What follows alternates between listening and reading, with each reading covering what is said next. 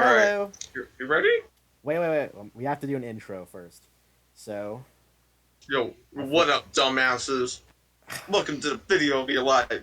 I forgot. Welcome to Star Wars sequel trilogy is better than you realize, you fucking idiot.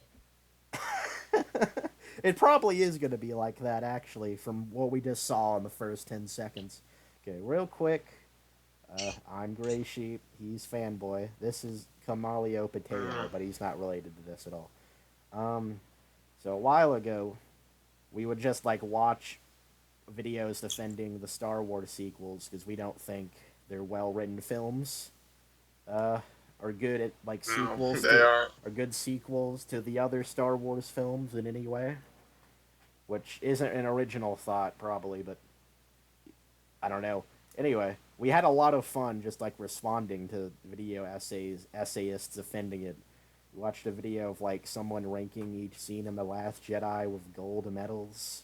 And then we watched some guy like say that the movie is good because Luke was pure or something, and we didn't like Luke it, was the purest. and we didn't like it because I don't know, like we didn't get what we wanted to see or something like that. I'm not even sure really. Okay. Yeah. Gold medal. And I was just looking for some type of video content we could do as like friends. And then I stumbled upon a 68 video playlist of in defense. Well, that's the name of the video. No, wait, no, it's the name of the playlist. In defense of the Star Wars sequel trilogy. We have 86 videos to watch. Now, one thing that needs to be said is we haven't rewatched the sequel trilogy in a while. I plan on doing that soon to have full knowledge, but we remember them pretty well. So if we get anything wrong, just tell us. Anyway, that's it. I'll full screen it now. Um, are you ready to realize why the sequels are better than we realize? I messed that sentence up. Anyway, are you ready, No. fanboy?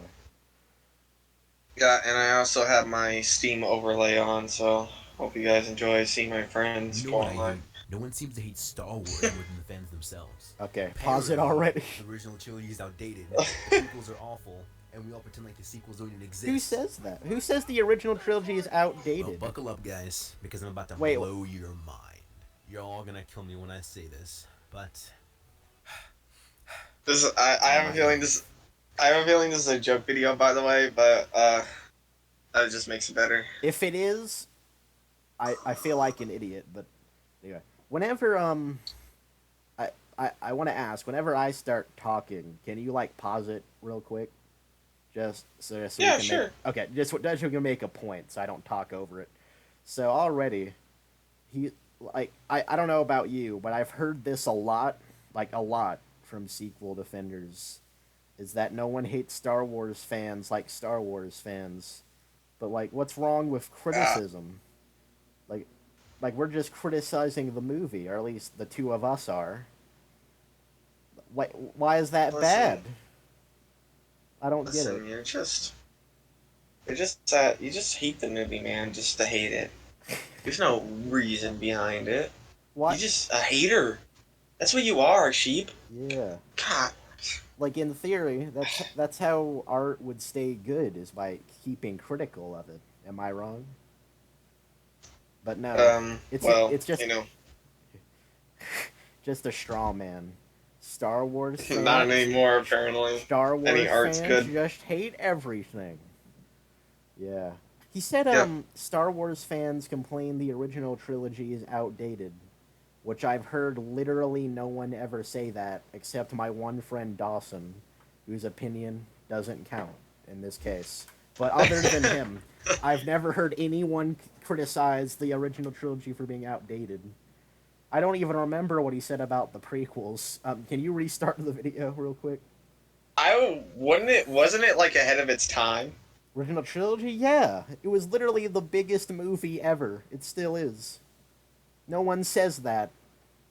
He's wrong. Yeah, it was like freaking. It was like it blew our minds Wait, what you could do. hold on. Let me check. Who made this video? I need a name. The Donovan. Okay. The Donovan. The Donovan. Point to me if you ever watch this, which you won't. You're a successful YouTube creator, I assume. unlike us. But if you do, please point to anyone who ever criticized the original trilogy for being outdated. It still looks good today. Like Jabba the Hutt puppet, for example, looks better than like the CG Jabba and like the special editions or like the Phantom Menace. True.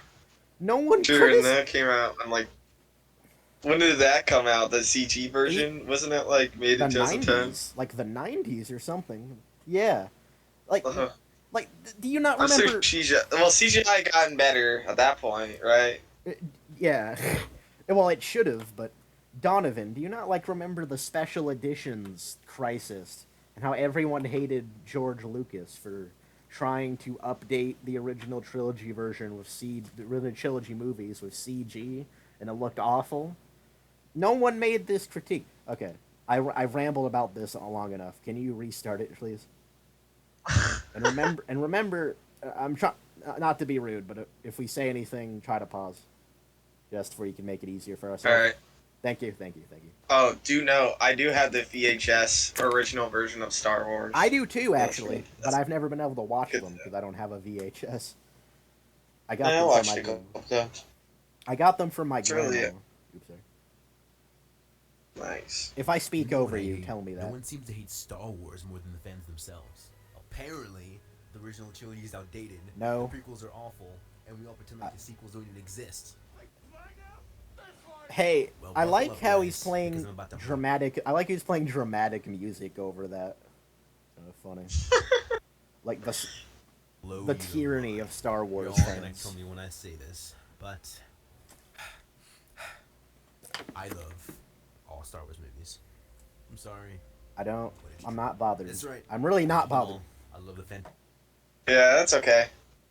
Yeah, like But we are allowed to critique the points that you make yeah, to like see how the sequel trilogy is great. yeah. Actually, we need to clarify something. There is nothing wrong with liking any movie, and there's nothing even wrong with thinking the sequels are good.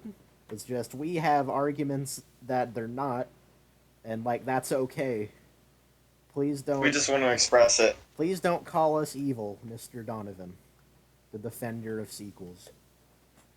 This is a nice shot, by the way, in the Phantom Menace. Nice shot. Yeah, pretty good shot. To The Menace. start of the Clone Wars. All of them. And not just the men, That was a thing. but the women and the children too. Okay, it's clever. Wait, hold up, that came out wrong. Wait. Oh. That being said, there's definitely I like an it. unprecedented He- amount of oh, hate oh, for the pause sequel it. trilogy. Some people are even saying that He was like making a joke. Yeah. He was You might have to replay it, but like he was making a joke where, I don't know, like he was referencing not just the Yeah. men but the women and the children, and it sounded like a pedophile joke. So FBI, open up. wait, hold up, all of them. And not just the men, but the women and the children too. Wait, hold up, that came out wrong. Wait. That being I said, like it. there's I like the definitely joke. an unprecedented amount of hate for the sequel trilogy. Some people are even Okay. saying that the sequels are worse films than the prequels. Yes. And that's kind of ridiculous. What?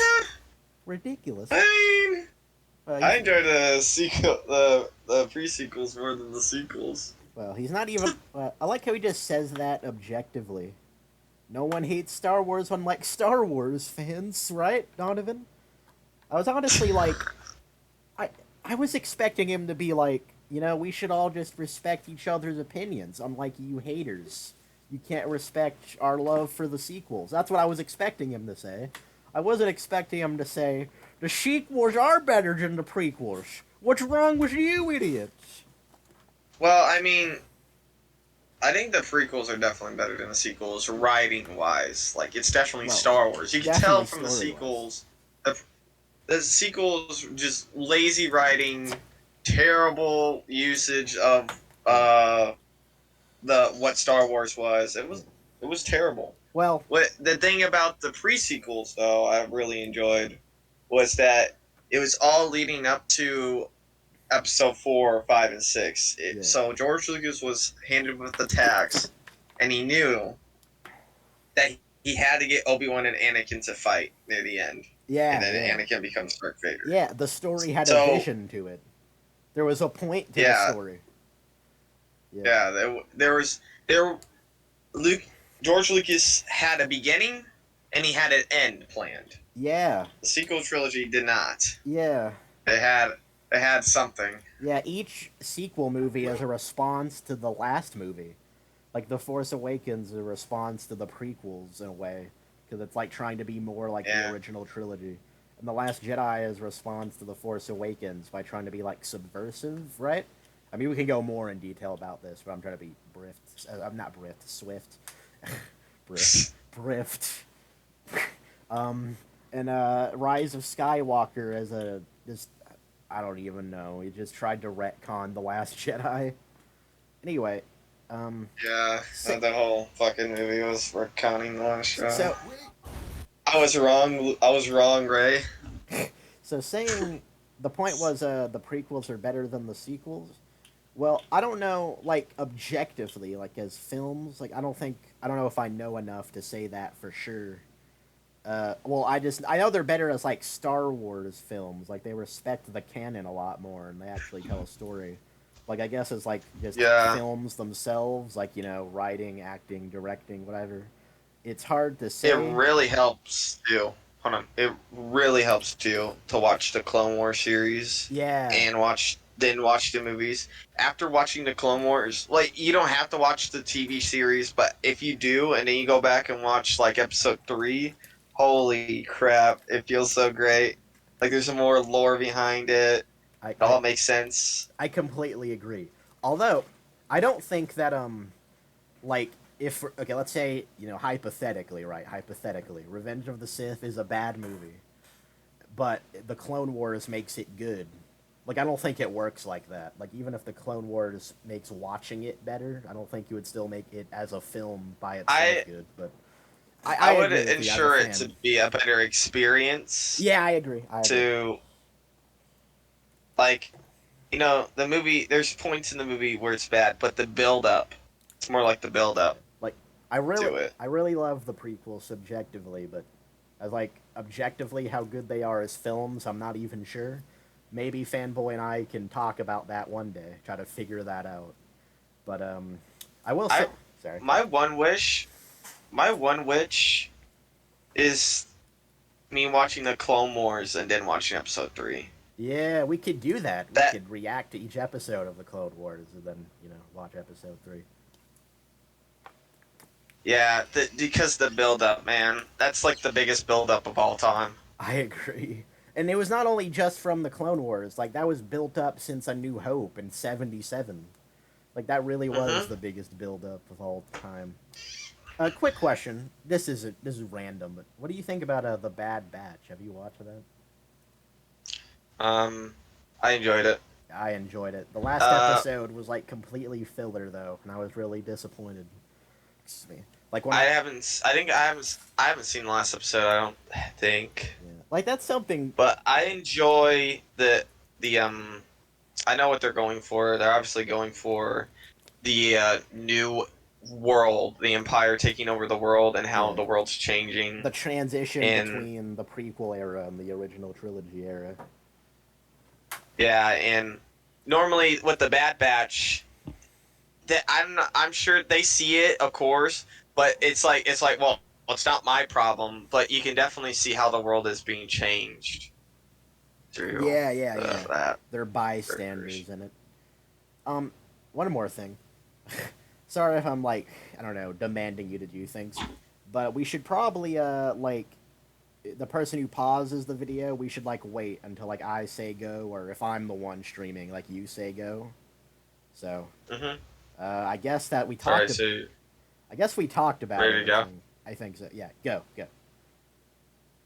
That being It's a lot of said, stuff I there's gotta edit. definitely Yeah. unprecedented amount of hate for the sequel trilogy. Some people are even saying that the sequels are worse films than the prequels. Oh wait, pause it, And pause it. That's kind of ridiculous. Again?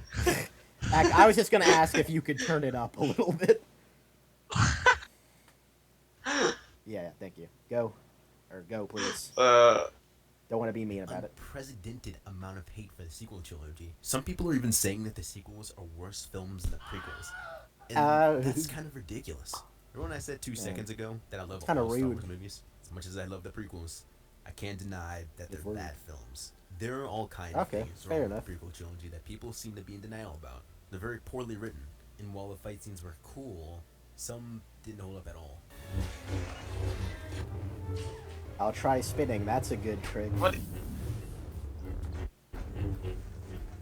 Is this problem actually Oh, that come it's spinning? on, man. Is this problem Oh, actually come that they're on, man. spinning? You can't just. Yeah, I think so. Like, what the. Maybe. Dude, that's cool. That was cool. So in the It's better than.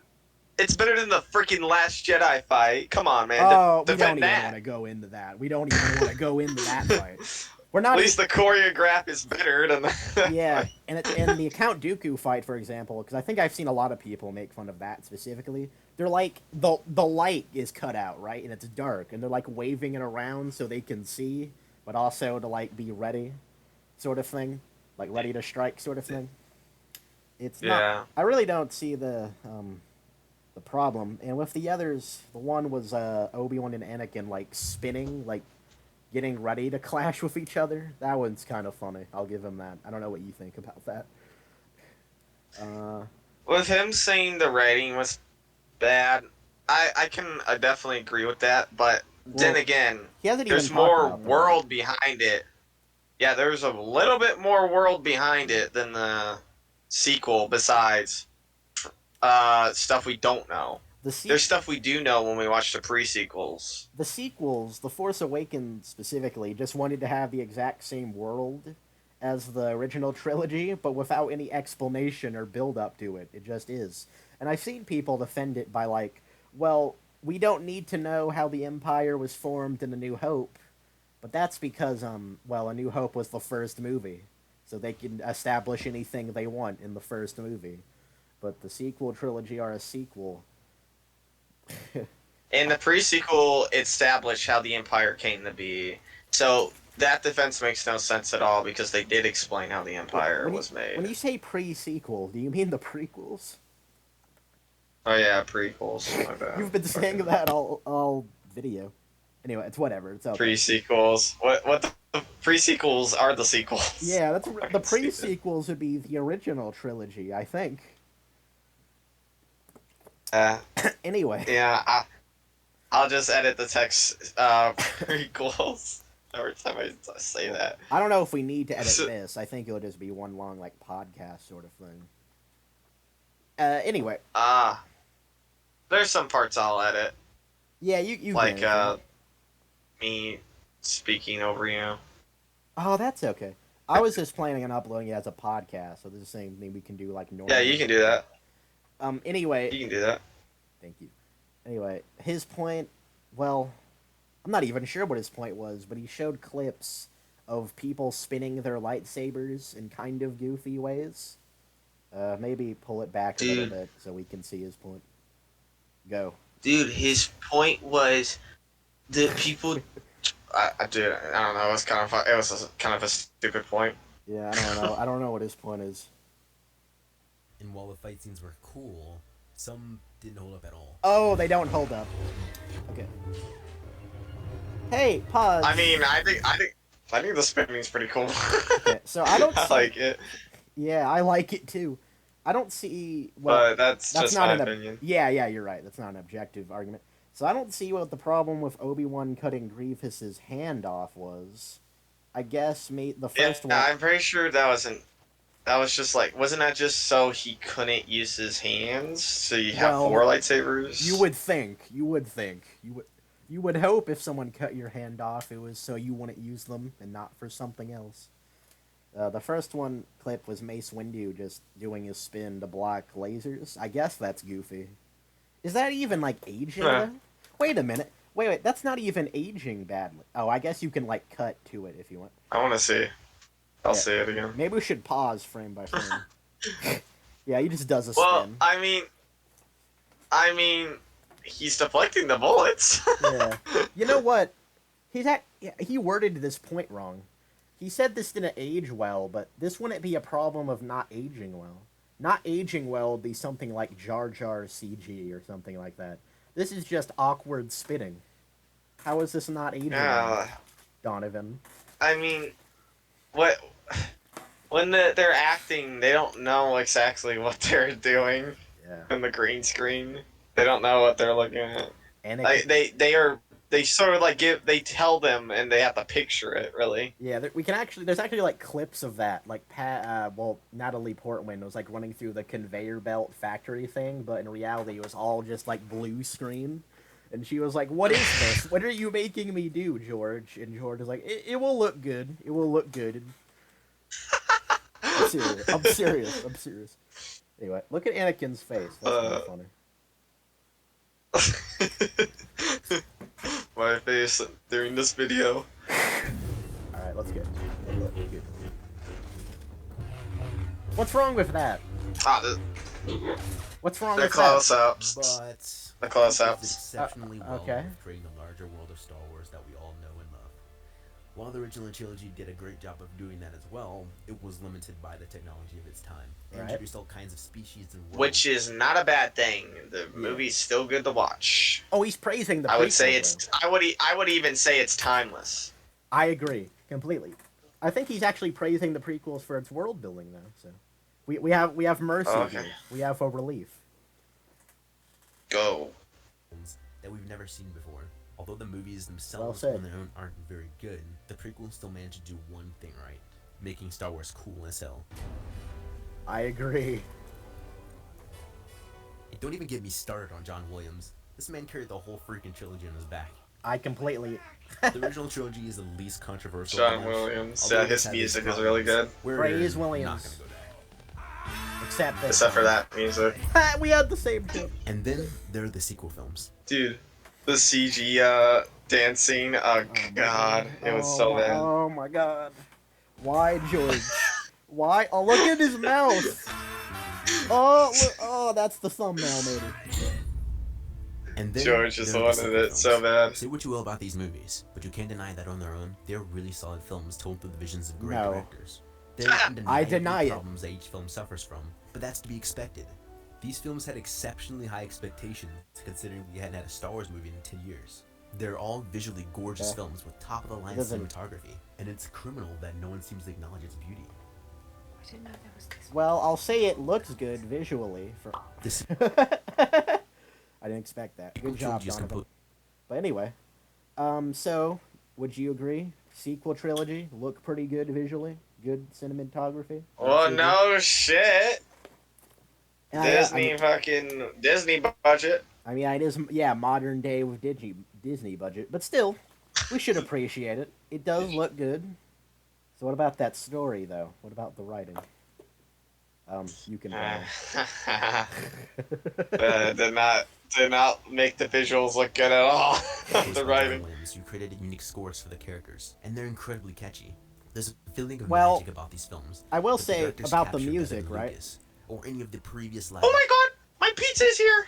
Oh, okay, I awesome. know this is variable timing during the podcast. It's okay. Go ahead. I don't know what to call the They were podcast. coffee. On a side note, I don't even know what to call the podcast, but yeah, getting his pizza. He was eating cake when we started, so yeah. He just loves eating. I mean, I love eating too, actually. Whatever, being awkward. So, how are you doing today, audience? What were you talking about in the video again? Oh yeah, visuals. Oh well, the music actually. Well, I should wait for Fanboy to come back, but well, I guess it's hard to talk about because it's a lot more subjective, isn't it? Yeah, music is subjective, but I was wanting to make the point, right? That like the prequels like have way more memorable songs that I can like remember off the top of my head, or will try to, than the sequels do. Because the sequels have Rey's theme, Kylo Ren's theme, the Resistance theme. There's probably some I'm forgetting. It did like remix, like at the Battle of Crate, remix the. I'm not sure what's the name for it. I guess it's the Battle of Endor theme. That's cool. I'm not sure if that counts as good music for this film, but it had a good remake of it. You know what? I probably don't have the authority to even talk about this because I haven't watched the movies in a while. I'm just going off memory. Donovan probably did watch the movies, actually, before making his video. He probably put more effort than I did. So, yeah, good job, Donovan. Alright, Oh, you're back? you can just edit that out. Edit that part out. I was trying to entertain... Oh, I hit my knee. Are you okay? Yeah, alright, what was this? Okay, Where are we at again? okay. So, he was saying the music is great, and the music is good, but this is... Yeah, John Williams strikes again with the music. Now, this is subjective, right? But I wanted to say that, like, compared to the prequels, the sequels, like, had way less, like, new music to... Like, the sequels don't have anything like Duel of the Fates, for example, but even then, they're like Yeah, it other, doesn't. like there are other tracks. They weren't going for cool. They weren't going for cool. Right? They weren't going for cool. They were going for aesthetic and looks. Looks like. I guess so. I don't know. Anyway, yeah, whatever. Music is good. I'll admit it. But before we continue, All right. I want to read like the description of this video real quick. One of the most infuriating things about Star Wars is the fact that no one hates Star Wars more than the fans themselves. Wait, I'm doing it wrong. Yeah, this won't really make sense to the viewer, but it will make sense between fanboy. I just realized this video is 40 minutes. Oh boy. We're gonna be here for a while, but fanboy. Yeah. One of the most infuriating things about Star Wars is the fact that no one hates Star Wars more than the fans themselves. What's even more frustrating is the prejudiced hatred that the sequel trilogy constantly gets when they're actually well-written films, for the most part. That does solid justice to the franchise. For the most part, he says. These movies are not perfect either. They are flawed, especially the final film. But compared to the other Star Wars films, which most people find every excuse to praise over the sequel trilogy, the trilogy is unique in its own right? What? No? That's like one of the biggest problems with the sequel trilogy. Is that, like, it's just... It was not unique at all. It plagiarizes so much of the original trilogy. Like, it's not even just The Force Awakens that does that. Dude, it's so bland, dude. It has no identity. Like, let me put it this way, right? Because The Force Awakens is infamous for being a ripoff of A New Hope. But, like, let me put it this way. Kylo Ren, like, what makes his redemption arc, like, really much different than Darth Vader's, really? Like, it's effectively the same thing. Well, except Darth Vader died to kill the Emperor, and Kylo Ren died to save Rey, or Ben Solo died to save Rey. And then, yeah. Like, if you look closely, I don't think we could do it right now, because we're incompetent, but, like, The Last Jedi is, like, still a rip-off of The Empire Strikes Back. It just has original stuff added in, kind of. Like, it has a different coat of paint.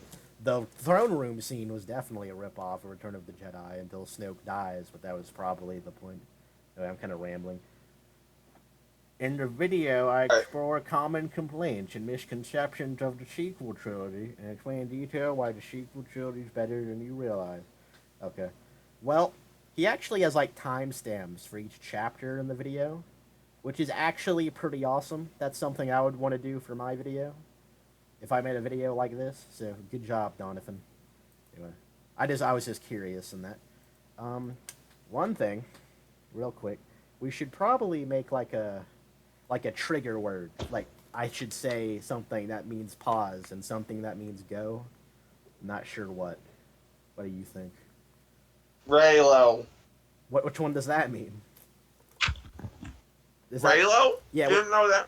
No, I know what it means, but does it mean pause or go? Go. Okay.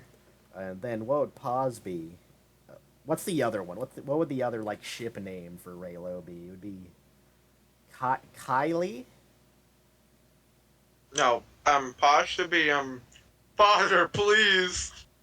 Father, please, is the pause button. Yeah, please stop the video. That might that might that might be too long of a thing to be able to. We'll try it. We'll try it. Okay. Raylo. Unless you have something to Fashion say. Star Wars directors. Above all else, they're inspiring. They tell you Okay. that you can be a nobody and still be a somebody. They tell you that Father, please. Okay. That's good. I hope my parents don't actually hear that. So anyway, the problem with the lesson, and I do agree that they do want to teach the lesson that you can be a nobody and still be a Jedi. Or well, I guess that's Well, not. Wait, what? that's what they did in the fourth movie. You're right, actually. But Luke wasn't nobody. yeah, he was a nobody in that film. I don't believe for a second George Lucas thought of that Darth Vader reveal back then. I don't really believe that. Mm-hmm. He says he does, Yeah. I think, but that's not the point. We can Well, let that. Why, sorry? Let's just say he did though. It with the story, it didn't hurt. Let's just say he did, Yeah, and well, again, he was still a nobody. yeah. Oh, It was just the Force led him to his fate. yeah, you're right. Um, I will say that while I don't think George Lucas immediately planned Luke to be Darth Vader's son, he did still plan out the trilogy more than Disney did. Anyway, I just wanted to cover that basis, so in case anyone said we were hypocrites. The main point here is, we can try to ignore the Luke ripoff thing, is that the film teaches the lesson that Rey can be a goodman and be a nobody. That was a weird way of saying it. In each film. Excuse me. In The Force Awakens, you might not remember this, fanboy, but I do. Excuse me. Like, Rey has to learn from Maz Kanata that her family are never coming back, and she has to look forward, right? And then in The Last Jedi, she has to learn the lesson that her parents aren't anyone special, and she has to look forward. And then in The Rise of Yeah, and it keeps going. It's like a loop. And then in The Rise of Skywalker, she has to learn that her grandfather was evil, but her parents were okay, and she has to, I don't know, she's not, but she isn't evil, and she has to leave it behind and look forward. Which, now that I'm thinking about it, her parents were Palpatines that were good Palpatines. So her throwing away the Palpatine name, I kind of feel bad for her dead parents. Let's hope they're not Force ghosts. Wasn't the whole point of that the movie was like be yourself? Which movie? Rise of Skywalker. Be yourself. Hmm? I guess. I don't know. What? I don't know. I don't know what the point of the Rise of Skywalker was. I will say, like, The Last Jedi, I'm sure has a point, but not The Rise of Skywalker. Yeah, with The Last Jedi, I was like, be yourself, and then it does a complete 180 in the next movie. Yeah. Well, it wasn't just be yourself. It was. It's a bit complicated for me to explain. You have to look into it, but like, you don't have to have like ancient Jedi lineage like the Skywalker family to be somebody special. And I do think, Yeah, you just gotta be a Palpatine. yeah, let's try to ignore that when we're talking about The Last Jedi, because that wasn't intended then. Yeah, that's kind of unfair. Yeah, and the nobodies on Canto Bight are inspired by Luke's sacrifice to also be great Jedis in the future, which was never referenced again in The Rise of Skywalker, actually. But anyway, Yeah, I completely forgot about that. I think that lesson in The Last Jedi specifically actually has good ideas. Like, I don't disagree with that idea as like a theme, or that the theme that failure is the greatest teacher. It's just the execution, which we can talk about and probably will talk about later. So yeah. Yeah. Raylo.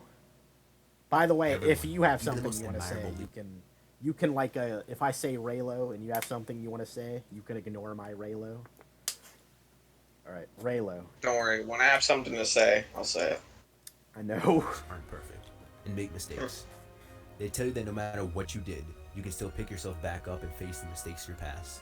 I feel like As a much as lot I of love movies prequel say trilogy that, for its actually. epic fight sequences and its deep dive into the lore of Star Wars. Well, None hold of on. Lucas's films have to be Wait, Father, The please. prequel trilogy were the stories that Luke. Wait, did he just say? Hold on, play that again. Did he actually play that again? By the way, the Wait, thing wait, you wait. said was strict. In its deep dive into the lore of Star Wars, none of Lucas's films have thematic meaning. Oh my god! What? Oh my god! He actually just said that.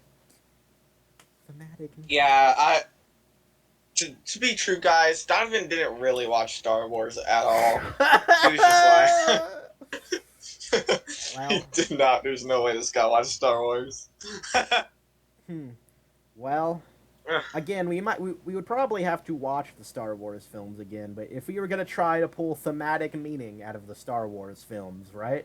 How would we do it? Well, with A New Hope, I would say everything that he pretty much just said for the Disney movies. That it shows that even a lowly farm boy can rise up and tackle like the biggest empire in the galaxy. And that's probably not even the only thing. There's like Han Solo, like a rugged man who doesn't have faith or trust any people and just cares about himself, can learn to have friends he cares for and would risk his life for. I'm not even sure if that's a theme though. I guess that's not a theme. I know the meaning about the episode 3 was Anakin's judgment, basically. His pain and greed. Well, that led him to want more power to save his. They are I think Revenge of the Sith actually has the most themes, I would say, out of the 6 Star Wars movies. We'll get to that. We'll rant to that. Empire Strikes Back, I think, actually did the failure thing first. It was just subtle, it was subtle about it. It didn't directly say it. Because everyone lost in that movie. Han Solo was carbonated. Luke didn't defeat the bad guy of the movie. He was completely butchered. And he was inexperienced. Because the whole point is he couldn't fight Vader yet. Because he was inexperienced. But he thought he was ready. Yeah. He had to do the right thing. But sometimes you still need more training. Sometimes you still need to learn and grow up more. Yeah, and at the end, they didn't give up hope. And I'm pretty sure they found him. They said they'll basically find him later. Yeah. And Return they'll of find Han, Luke will train. Yeah. Like, they didn't give up hope. That was the whole point. Yeah. Even when they lost, at the lowest point, they were still fighting. Empire Strikes Back is so bittersweet. The rebellion was crushed in the Battle of Hoth. Everything was, like, horrible. The rebellion was like, everyone was on the verge of defeat. But they still... And they weren't like... But, well... The same was the same for The Last Jedi. The case was the same for The Last Jedi. But, like, on the Millennium Falcon, there were only, like, 30 people left who weren't genocided during the movie. They're all, like, happily celebrating. Like, yeah, we're gonna rise again when everyone's dead. When, like, all the leaders are dead. When Admiral Akbar is dead. When Luke Skywalker is dead. But in The Empire Strikes Back... They suffered a massive defeat, and they're quiet. But they're gonna pick themselves up, but they're having a bad time right now. It's a lot more... Yeah, wasn't it like The Last Jedi? They were all like, they're just like all huddled up in a ship. They're partying. We can look up that scene if you want, but... And then, we got away, guys. Good job. And then Return of the Team effort. By the way, I'm probably not explaining the themes of these films as good as I could be, but in The Return of the Jedi, well, I think we could agree the main theme, that's no matter how evil and horrible you are, the love of someone closest to you can bring you back from darkness. Huh? Yeah? Yeah. Any disagreement? That's themes. Good. That's pretty good. No themes. No themes here. No themes at Star Wars. When Darth Vader says, "You were right about me, Luke," he was wrong. There's no themes here, either. There's kids' movies. I can't see these fucking themes, man.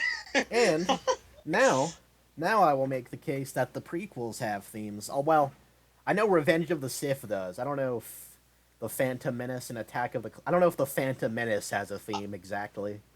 Phantom Menace like theme. I like to think it was. Well, The thing is about the Uh, prequels altogether, right, is Palpatine's rise to power. How he was able to manipulate a corrupt government into slowly getting more power using war. And it was inspired by 9/11 and stuff. And, like, Hitler's rise to power. How he was able to use war to get. yeah, How he was able to use, like, war to get more power. that could be the Dean, the bad guy getting rise to power under their Yeah. noses. Yeah. The also telling a little the effect he had on it. Basically, the entire Phantom Menace was like Palpatine the is the effect Phantom that Menace. yeah, like the effect he had, and how Qui-Gon died basically because of him and all that. The Phantom Menace is a really clever title, by the way, but. Well, I guess we can point out a theme. Well, we're kind of making a theme here. I don't know if this is really like intended by the film, but like like it's not always like the direct bad guy. Like it's not the spooky guy with horns is the guy you need to worry about. It's the nice, gently old man who says kind words to you to get what he wants. Sometimes bad guys Yeah. are immediately obvious. That's a theme. That's a theme. There you go, Donovan. There you go. And then Attack of the Clones theme is is basically love. the start of the Clone Wars. Well, The start of the Clone Wars, the lead to Anakin's hatred yeah. for Sand. I hate Sand. Well, the theme of Attack of the Clones. The thing is, it easily could have a theme, but they didn't really try to. But I don't know. It's I don't know. I'm I'm sure there's a theme in the movie, but we haven't watched Attack of the Clones in so fucking long. That's like the number one episode, including the sequels, all the sequel movies that I haven't watched in a while. Yeah, it's probably the most boring out of the six. Yeah, I Well, can agree on that. yeah. Hey, fanboy, fanboy. I don't like sand. I Yeah, hate Sand. It's rough, of course. yeah. It just gets everywhere. Fucking hate that. Did you Very know, low. like, Sequel all right, trilogy with fair a enough. Yes, Oh wait! I'm not yes, done yes. with the themes yet. We need to get to Revenge of the Uh, Sith, Attack of the Clones. oh yeah, I can't forget that one. There's quite. I feel like there's a couple themes with Revenge of the Sith. Firstly, there's like the political stuff of Palpatine using fear and power, using fear to gain power by everyone needs to trust him, sort of thing. Like he used the fear of the Jedi rebellion, that you can't even trust the Jedi anymore. You have to trust me, sort of thing, or whatever. But there's also the main theme. I think the most important one is that the main problem with the Jedi were arrogant and had a lot of hubris, right? Like, for one example is that when Obi-Wan is looking for Kamino and it's not on the records of the Jedi, some old lady is like, Acosta Noon, I think your name is like, if it's not on our records, it doesn't exist. Yeah, but the main problem is that the Jedi don't believe love is always a bad thing. That love will always be something that can tempt you to evil. Because if you lose it, you'll turn evil. Which is the case for Zack Snyder's Superman, actually. Because, like, those films say that if Lois Lane dies, he turns to Injustice Superman and just destroys everything. Anyway, not the point. Not the point. But the truth is, we see in Return of the Jedi that it was love that saved Darth Vader and saved Luke's life and, like, defeated the Emperor. It was because of, like, the Oh, Jedi's hubris. yeah, that's another thing I really. If you look at the small, like the details, okay, there it is true that a Jedi can love and not fall to the dark side. For example, Obi-Wan, he even explicitly, Satine? he would say, Obi-Wan can no, not even Satine. He even said he loved Anakin like a brother. Yeah, but He loved him. Obi-Wan, we know, would never turn to the dark side.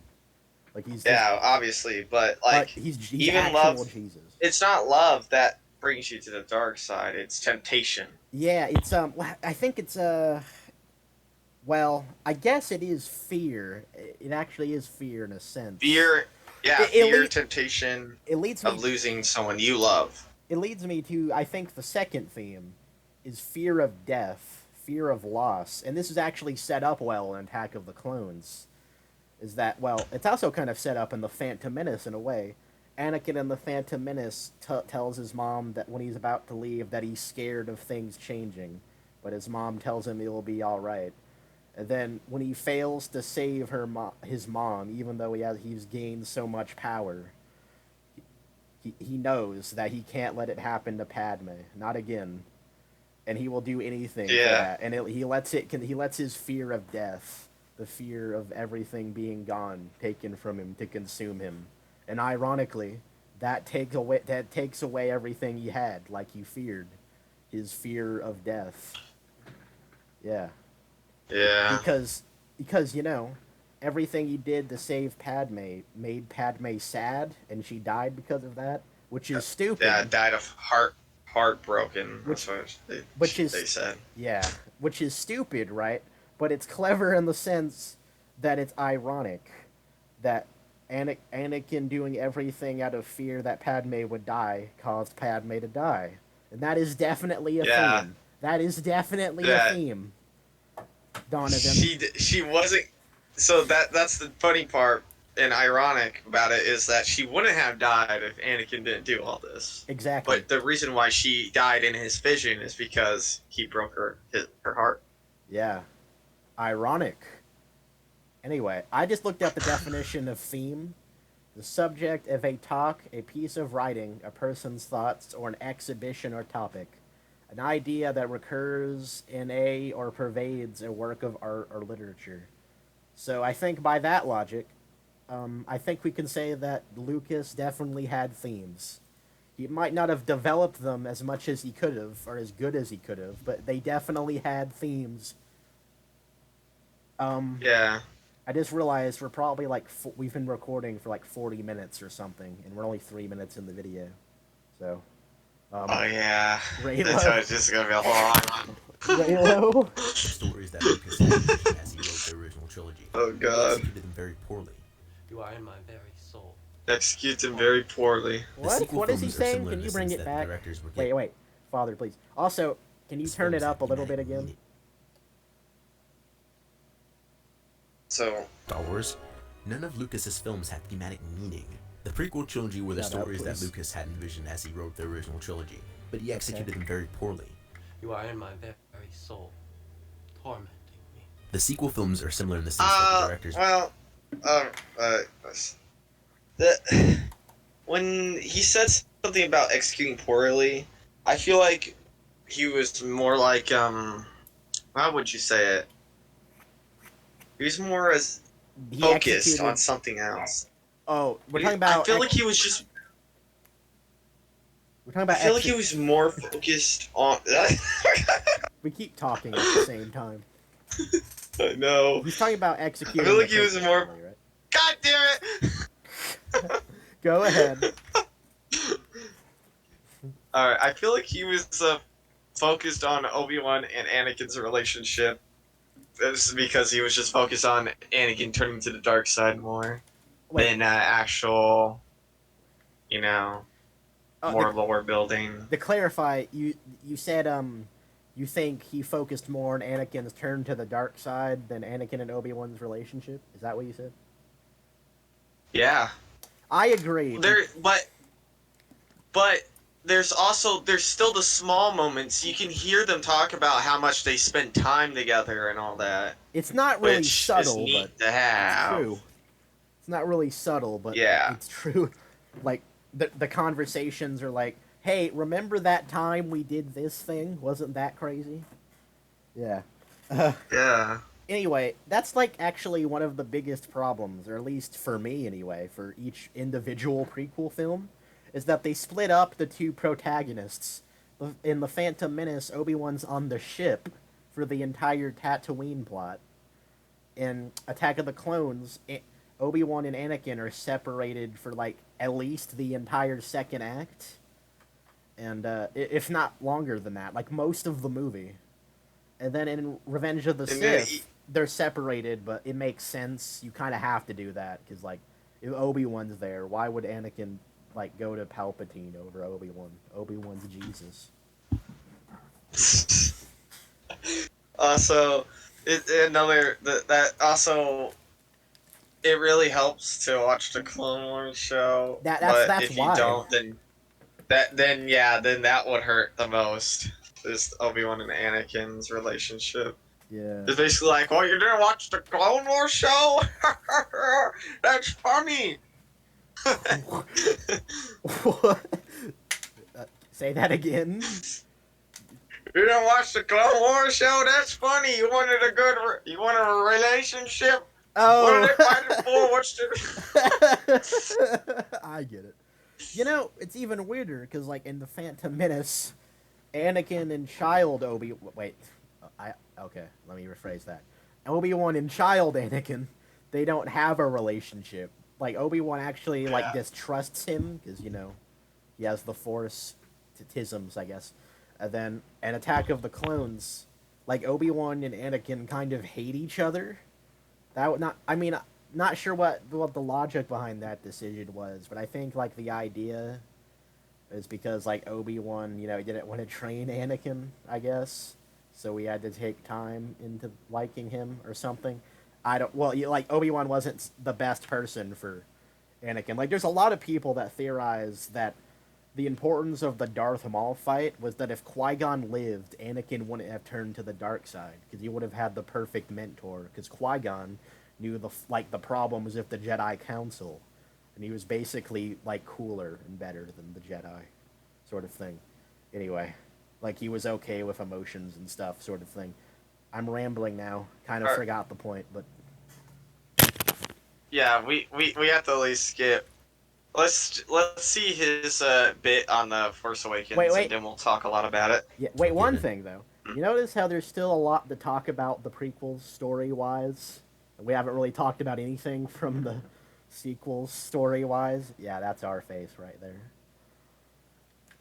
That's our, like, equal face. Like, when we combine, we turn into that. Oh my god. Yeah, I got some pizza. Yeah. Pizza time. Spider-Man 2. Yeah. Alright. Let's get by him talking about the Force Awakens, and then we can talk a lot, because we've been talking a lot. We should give this guy some time to shine. Give Donovan his freedom time to tell their unique vision for each movie. I should also clarify what I mean. The prequel movies have prominent themes of love, hatred, fear of loss, and entitlement. Father, and those please. are strong Father, themes, please. but they don't I already knew when I heard it. Oh my god. He said... Let's get a replay on that. Love, hatred, fear of loss, and entitlement. And those are strong themes. What the oh my god. Oh, okay. He said He just he said that all Lucas Star Wars had no themes. We ranted about that for like 50 hours. And now... Wait, did we get his wording wrong? About these films. Did we get his wording wrong? There's no way he would say that. Catchy. Top of the third night, making Star Wars. What's I happening? swear, he definitely... aren't very good. The prequels still managed to do one thing wrong. That is, can't deny. What the fuck is it? What did he say it? Yeah, we should double check. Say it. Say the line. Go back. Deep dive into the lore of Star Wars. None of Lucas's films had thematic meaning. Oh my! He actually. He did say everything we talked about means nothing because he just basically proved our own point. Oh my god. Oh my god. He actually... To tell their unique vision for each movie. I should also clarify what I mean. The prequel movies have prominent themes of love, hatred, fear of loss, and entitlement. Oh my god. Oh my god. You can't say George Lucas Star Wars films had no meat. Oh my god. I can't... He just contradicted himself so hard. I can't believe this is real. What? Huh? Did that actually just happen? Did that actually just happen? Did Donovan do that? Yeah, I believe. Donovan, why? Why would you say it?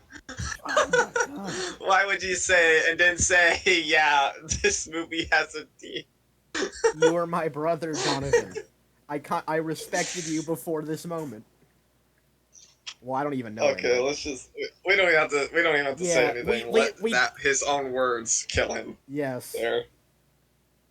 I think he was good enough where it was. Those are strong themes, but they don't mean Yeah. anything to the audience. That's There are not no what you meaningful said. or compelling messages the movies try to tell the audience. Even the original trilogy has meaningful messages, such as the good and even the worst kinds of people, But you and the need for good people But- to stand up and take no action. dramatical meanings. I do. But the original trilogy has. Okay. Okay, I know I said that the Lucas Star Wars have no themes at all. That is what he said, right? Yeah, he said No the thematic George meaning. Lucas Star Wars film had no grammatical meaning. Oh. But then he says stuff like, Oh, I guess. what's his point? What's his Wait. point here? I think I understand. I think I can decipher it.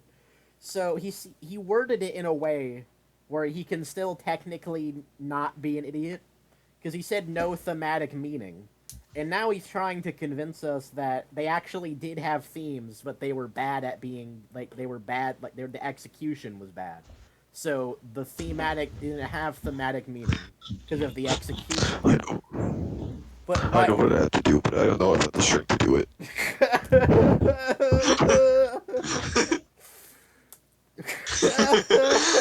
That's literally us about to stab his video with a dislike. Stab it with the red lightsaber. This is Admiral Akbar, by the way, war hero, even in the Clone Wars. Yeah. You know, Yep. just flush down the toilet in the Last Jedi. A moment of silence for this man. This video was a trap, by the way. Against the corrupt. Before I get ahead of myself, Bad pun. I should also be clear that Ray these are not Ryan. perfect films either. They suffer They're from not lack perfect of films, cohesive I story agree. to the Thank film, you, God, which for resulted admitting in the that. final film not feeling like a solid payoff. However, Wait, the point wait, of this video is can to you explain replay why that? these Sorry. films are better than you think they like a solid. Suffer from a lack of a cohesive story between each. Also, be clear that these are not perfect films either. They suffer from a lack of a cohesive story between each film, which resulted in the final film not feeling like a solid payoff. Right, The point right. of this video is to explain why Agree. these films True. are better than you think they are. We're going to go through each of the 3 films to talk about the faults and what makes them great films. With that being Father, said, please. let's get started. This is nitpicky, right? Alright. But he was saying that there's no like a cohesive connection to the films, like, you know, they don't have a through line basically. He was showing like a footage, like a clip of Kylo lifting his hand out, like offering to Rey in The Last Jedi, and then doing it again in The Rise of Skywalker. The thing is, that footage, like, that would aid in supporting that there is a through line in these movies. That's supporting the opposite of his point, even though his point is right. Why was he doing that? Yeah, don't. Why was he maybe doing that's that? just that was his Donovan. doing. Fuck. Donovan, come on, man. Like, show All footage. right, that's nitpicking. And You're right. okay. What's this? Oh yeah, Oh, it's the epic. sequel trilogy. It's epic. Yeah. Woo. Let's fucking go. You guys ready though? All right. All right. Before we criticize him so 420, hard, 420. let's at least get by this segment because Okay. we already We'll try. 4 minutes, 4:20 in the video, and this is already an hour long. So we have no life. It's true. Let's attempt. Let's attempt to get through it. Let's do He it. did that to us. That nice editing though. John Williams with the What's with the music. grainy filter? What does the grainy filter mean? I don't get it. What's with the grainy filter, Donovan? One of the things that made The Force Awakens so great was how important each character felt to the movie. Clearly, the sequel trilogy is about Rey and her journey to becoming a Jedi. Yet for this film, you can argue that Finn and Rey share the protagonist roles of this movie. On one hand, we have the story of a stormtrooper turned good, which is a unique and compelling story. On the Nothing other done hand, with we it. have the story of an isolated scavenger who knows nothing of her heritage and goes on a journey of self-discovery. This scene sets the stage for the final scene of the trilogy, which we'll get to later. The main problem that audiences have with this movie is that The Force Awakens is known for being so similar to A New Hope that some consider it to be a soft reboot. It does take a lot of elements from A New Hope, including Starkiller Base, but outside of a few Father, similar please. shots, that's really as far as it goes. I want to say, see, this is difficult because we'll need to watch The Force Awakens to be completely sure. But it's not just that it's a ripoff. Like it has like plot problems up the wall. Like from what I remember, it's completely off like contrivances. I'm trying to remember it Mhm. exactly. All right, Oh, here's my got it. complaints of this movie. Yeah, you go ahead. When I watched it, even as a like I was young when I watched this too. Yeah. I even was like, man, this really resembles the fourth movie a lot, and that's and I watched the fourth movie a lot, so Yeah. I noticed it right away.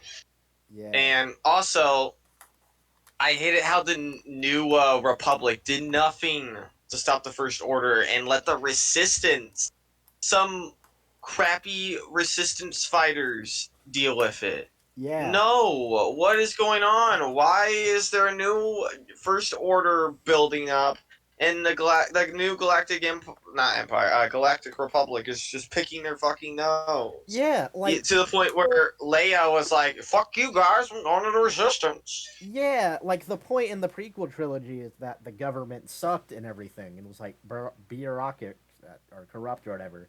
But compare the Galactic Republic army of old to the Galactic Republic army of new, and it's night and day.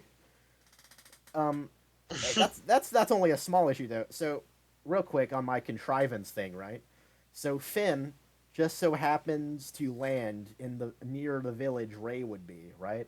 Also, Poe Oh yeah, disappears somehow and doesn't try to get BB-8, which was his mission. And how did he even escape the planet?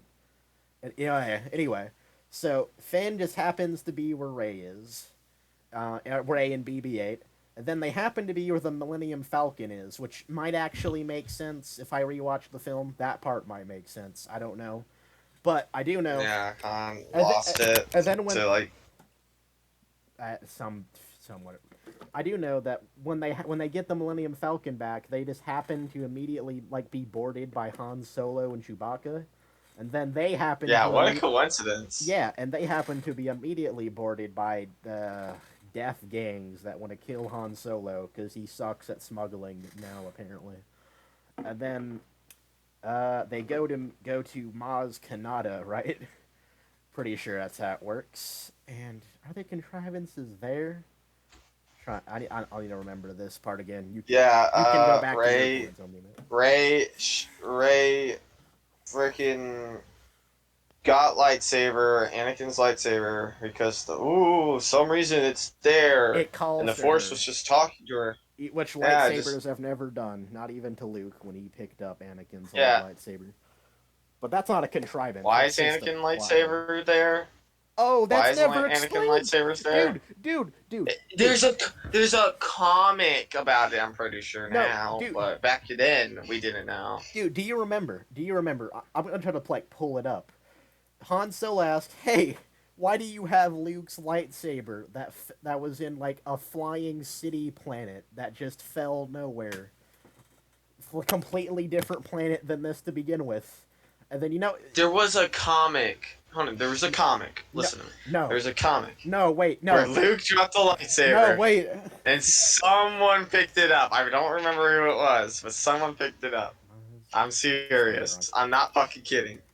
Someone, like, when it was dropping, someone picked it up, found it, picked it up, and I don't know what the fuck to do with it. They shoved it Okay. up their ass, but No, I don't know. no, They did wait, something with it. wait, fanboy.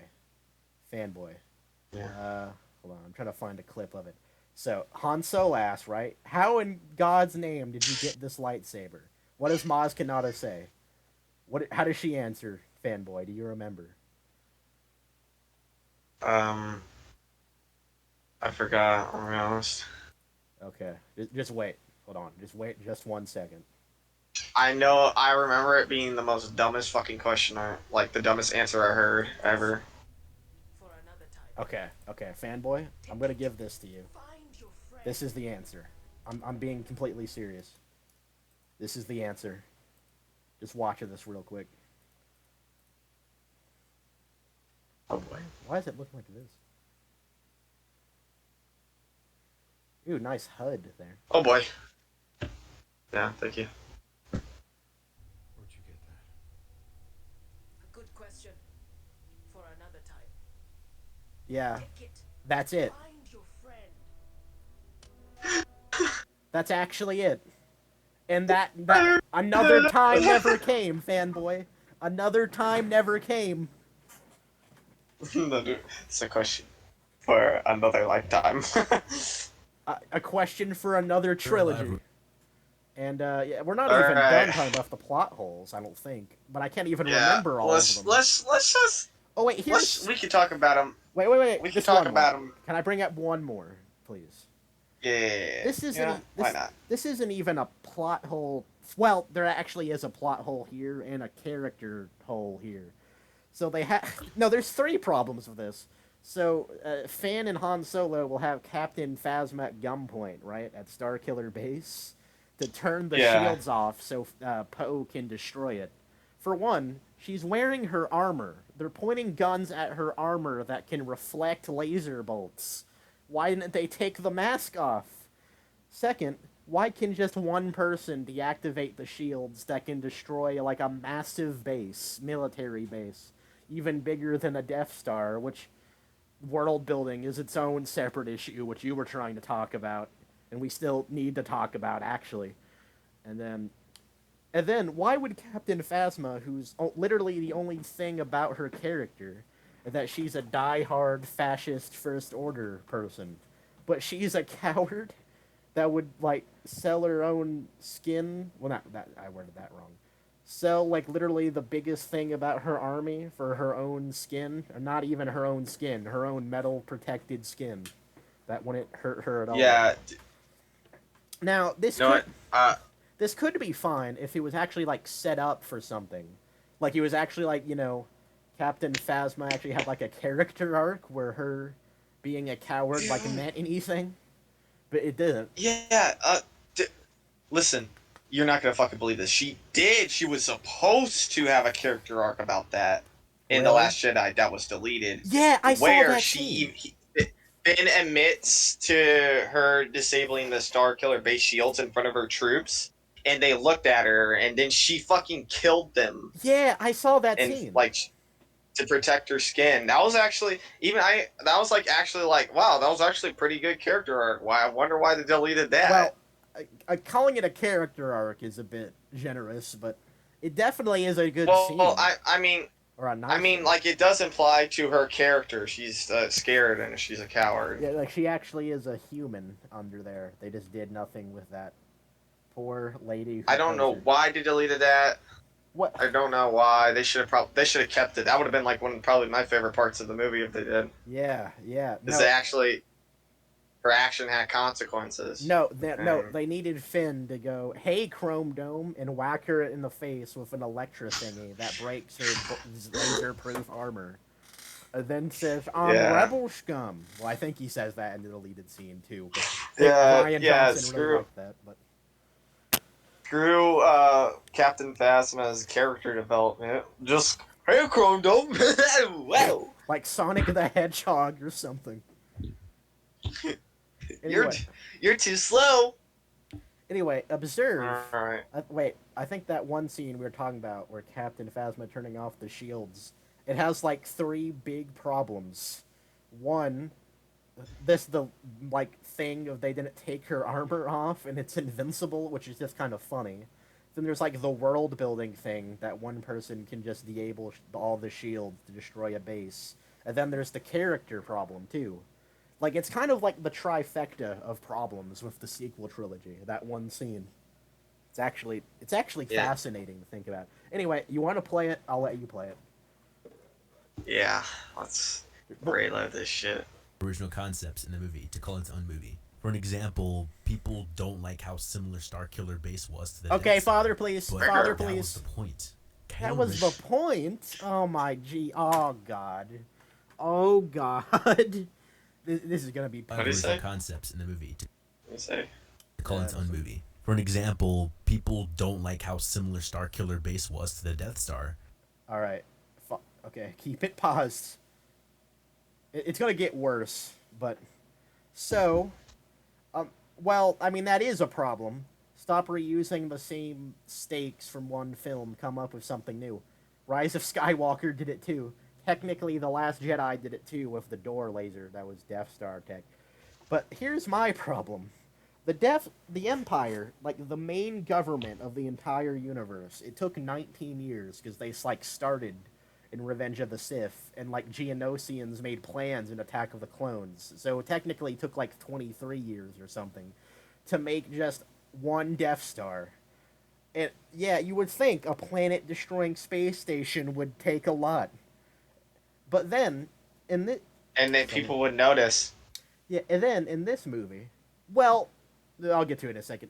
In this movie, they're just able to make remember, the First Order aren't in control of the galaxy in this movie, this series at this point in time. Yeah. They're just like terrorists, I guess. The Republic own the galaxy now, but the First Order, with no resources apparently, or maybe the resources that were saved up from the Empire, but that's never talked about at all. They don't care about world building in this movie. They're able to make something like, look at the picture.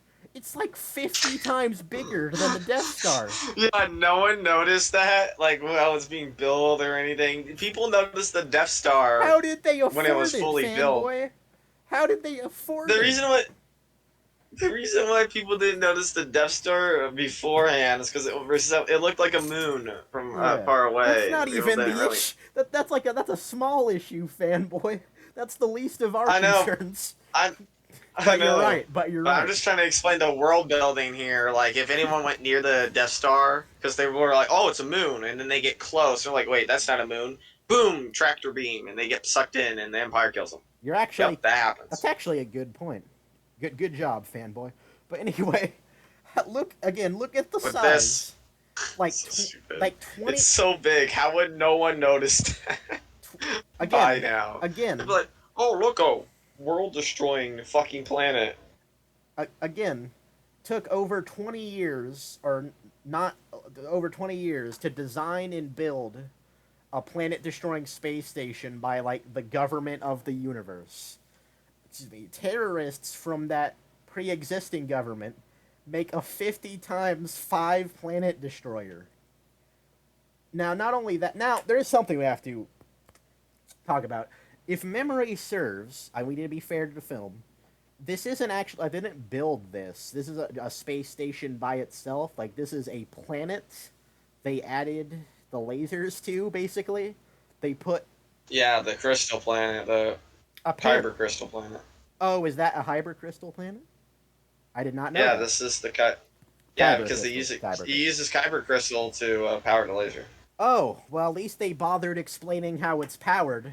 Good job, JJ. Yeah, but not only that, they took You get they took a planet where you get your fucking Jedi crystals, right? Yeah. And they made it into a giant fucking weapon. How would no one know that this planet, this super secret planet, well, not secret, but this planet in general, that holds powerful kyber crystals, Yeah. which should have been kept into the eyes of the New Republic. Especially since kyber crystals, we learned from Rogue One at least, that kyber crystals powered the first Death Star. You would think, some people, maybe Leia, who had her planet destroyed, would want to keep an eye on a planet like this. Not to mention lightsabers. Yeah, so... Not like Sith. Yeah, so they fucking, like Sith could come don't not from do here. this. Yes, not to mention Luke, who was building a Jedi Academy, would want to keep an eye on a place where lightsabers could be made. Wouldn't want to do that at all. But that's not even the big issue. Sorry. Here's The reason why Luke couldn't is because Luke became a fucking...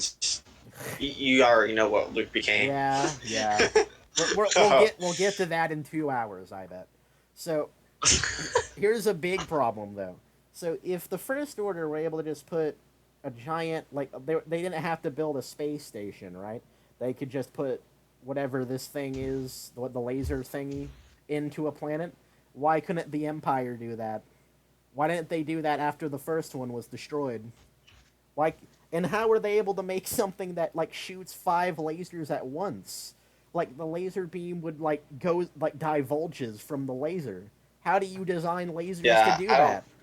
Because, like, I had no clue to do that, how they did to that. my understanding, right, you would have to have 5 different, like, shooter holes. 5 different holes to shoot the lasers from. It didn't. It just had. It No. just like mini lasers came out of the big laser, wasn't it? Yeah, one laser It was. from we can look it up if you want to be sure, but like one laser shoots and then like the small lasers just come out of the laser and it just like auto aims for And the it planets. hits directly on the planets. Yeah. Like what the fuck? Oh, you know what's amazing thing?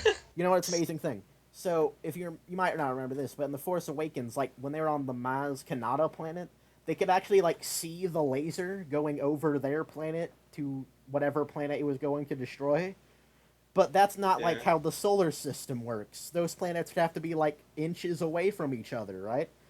And J.J. Abrams actually Yeah. heard this critique, and you know what he said? Hmm. The Force Awakens is not a science movie.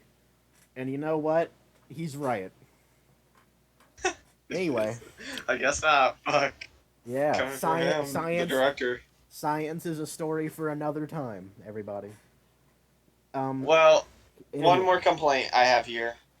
They didn't even aim the Star Killer base at the planet. It just auto aimed to it. I love how the Death Star. It literally the whole point of destroying Yavin. They couldn't because they had to move the fucking You're the Death Star right. to aim Yavin. You're right, I think. I'm pretty sure you're right. That actually might be weird too. We have to rewatch that because I don't remember it. Yeah, they had to aim the laser and all that bullshit. They had to do. That's They why just fucking auto aim it, bro. that's why there's the line you may fire when ready because they had to. Yeah. Didn't they have to like go around a planet or go around the planet or something like that? But yeah, you're right. Yeah. If we look closely Yeah, at it, because it was the moon, right? It was the Yavin moon. yeah, if we look closely at A New Hope, that actually might be a plot hole in its own right, but whatever. It's not like this movie. But anyway. Well, I mean, I'm pretty sure they came, like, the Death Star came up, and the dumbasses fucking parked it the wrong way.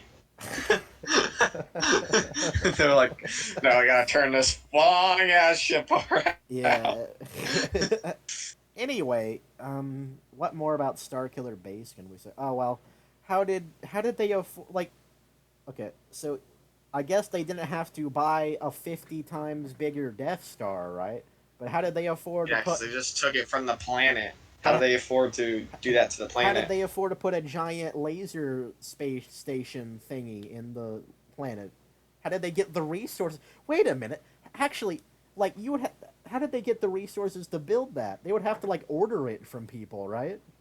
They want to mine the planet to the core. Maybe would that To build get the metal? Like like laser shooting metal?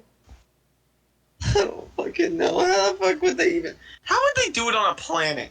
Okay, it's like I know, like, I understand it was kyber crystals and shit, but wouldn't the planet be at extreme risk well, it'd be really if you would have cold. mined to the core?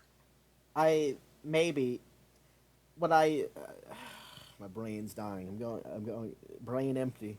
Maybe we're getting off topic here. Wait. No, we need to discuss the problems. We need to be thorough.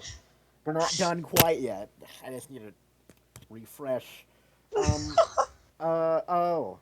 Yeah, like I'm pretty sure. So like an equivalent for this giant laser thing, right? Would be like some Yeah. like in the real world, it'd be like some low tier country, like some third world country, building like an Omega nuke. Like, would the world not become aware of that somehow? Like, would the world not like wonder where all those resources are going to? The Death Star. Oh, Oh, shut. Sorry. They accidentally point paused is, the video. For an example, point is like you were saying. How would the Republic not become aware of all the resources coming to make a giant laser thing? Oh, there's Steam. Yeah, sorry. Oh, it's fine. I'm just checking some things. It's perfectly fine. Yeah, that's what I was trying to point out earlier. The Republic didn't do dog shit. They just didn't care. Yeah, that's also something That- we that need to shit talk was- about, how incompetent the Republic are in detail. But one more thing about Starkiller Base. So this now we've been talking about how it doesn't make sense in any imaginable way logically, right? But like from a Yeah. what's the way to say this? From like a stakes, right? Is like the tension in the film, like the Death Star destroying Yavin are the stakes of the film, right? So this kind of Right. this not like muddle the stakes, right? Like how do we like just having five lasers? It's hard to explain. I'm kind of struggling to explain it now. No, For it one, I it's always lazy. occurred to me. It's a lazy. Sorry, go ahead. It al- it always occurred to me. They figured out they had a giant Star Killer base. Why didn't they go to the Republic now? They have plenty of evidence to tell the New Republic. Yeah, the First Order is they're probably gonna make a move now. The people on the Like snow planet, the Kyber it's the crystal planet. Republic so. Yeah, is the Republic, the New Republic, so dumb? Even if they showed them that evidence, it wouldn't work. Yeah, you know what? There's actually like if I saw correctly, I remember correctly. There's like deleted scenes that actually like imply what you just said is true, like actually true in the movie.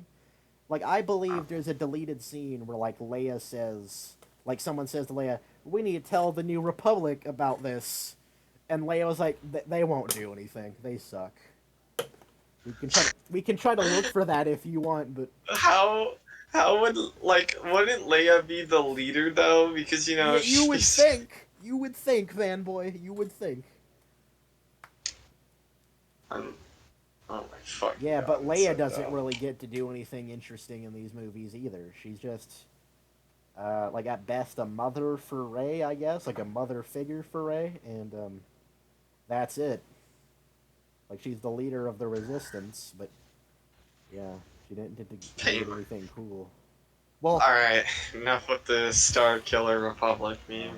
Let's just all right, reload this shit. the Star Let's Killer see more of tank. his points that we're butchering.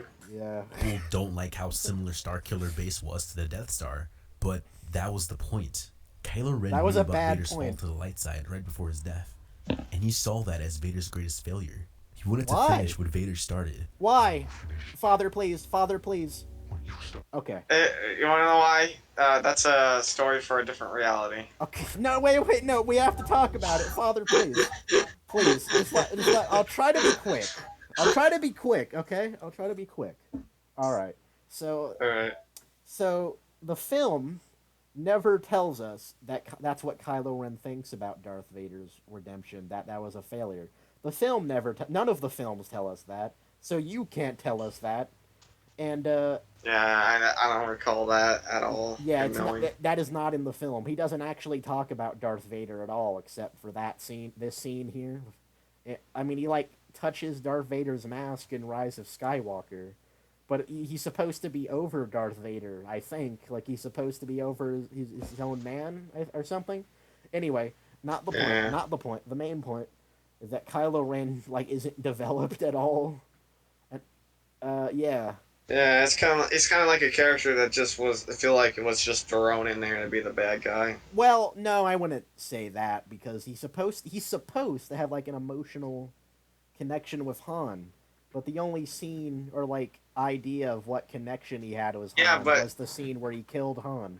So, good job. his motivation to the dark side What? Here's his motivations, there was right? weird. What does that have to do with Vader? It's so. So here's what we know, right? Here's what we know. So, Kylo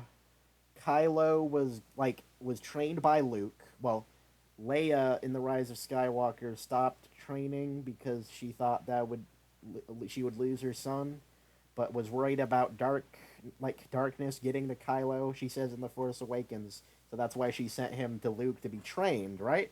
And he's training with Luke for a while. Everything's cool, but like he's getting like he has darkness for some unexplained and undeveloped reason. He's like has darkness in his training. So Luke decides to like go in his cot while he's sleeping to like check his head for darkness, and he gets a vision of like the horrible things he'll do that we don't see, so we can't relate to at all. And then Luke for a second kills Kylo, but wait. Luke for a second wants to kill Ben, but doesn't actually do it. We all know this part. And Ben is like, "Oh, all right, I'll be Hitler now." He's like betrayed by Luke, and he really wants to kill Luke, which is like actually like exactly the same as how much Vader wanted to kill Obi-Wan. On a side note, but never mind, bigger issues. And yeah, but why does Kylo Ren what does Kylo Ren think Darth Vader did was good? That's never developed at all. Like Yeah, that's what I'm saying. like What the it's fuck just a is misunderstanding with Luke. Like he has no reason to want to take over the universe. Like you know what? It Darth could have Vader should have never been mentioned in this entire you series. know no, oh okay. But you know what they should have done, right? And they could have easily done it. Like they should have cut like a lot of the fat out of the Last Jedi, which there's a lot of fat in the Last Jedi, and they could have had like scenes like here's a scene, right? Imagine this, like Ben Solo like just came from like well after the Luke incident, and I guess he slaughtered the whole village randomly, even though they had nothing to do with what Luke did. Anyway, and he like goes to Snoke because I apparently Snoke was already talking to him because Luke said Snoke had his heart or something, someone offline. Anyway, Snoke was already talking to Kylo apparently. Anyway, the point is, Kylo was like, "Man, this sucks. I don't have anybody anymore." And Snoke's like, "Now you have me, and you have power. Want to rule the galaxy?" And like Kylo, like that's a good idea. Like, well, okay, so imagine that scene, but written well, right? Like not written by me. It actually could have been like a good scene that we could understand and relate to, but no. They like actively Yeah. choose not to develop Kylo's backstory at all. Oh, well, I'm gonna move. Darth Change it. Vader literally, through this entire sequel trilogy, would have never been mentioned, and it would still be fine. Wait, the sequels would still be fine.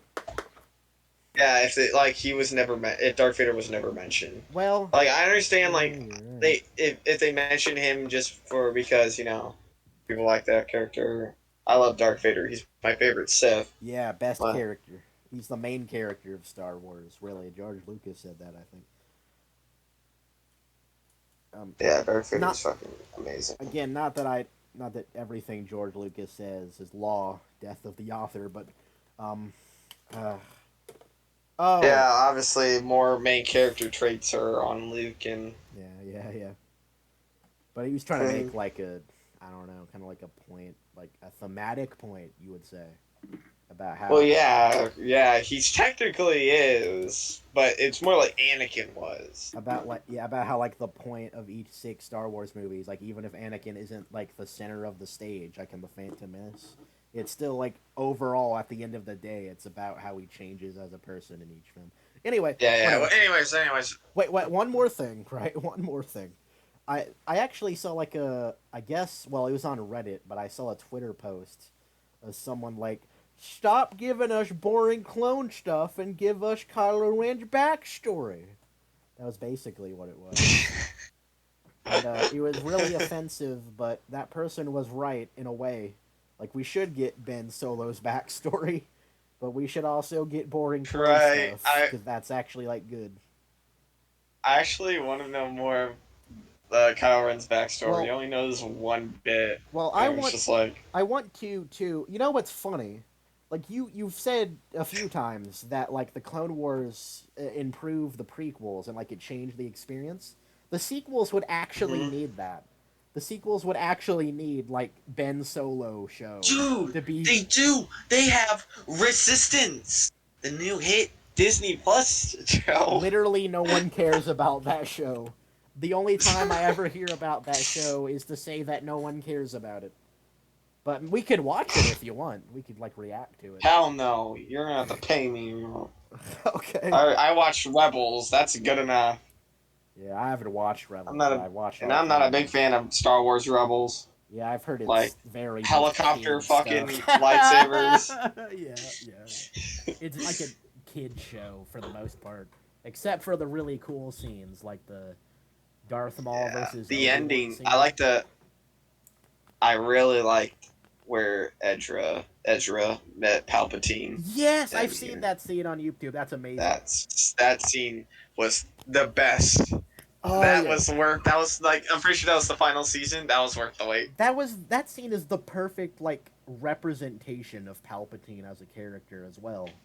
Like He tried to manipulate because Ezra throughout the entire show is all like tempted, like almost tempted to the dark side because of the dark cube, talking to him. He was using a bit of the. He even used a bit of the dark side in that show.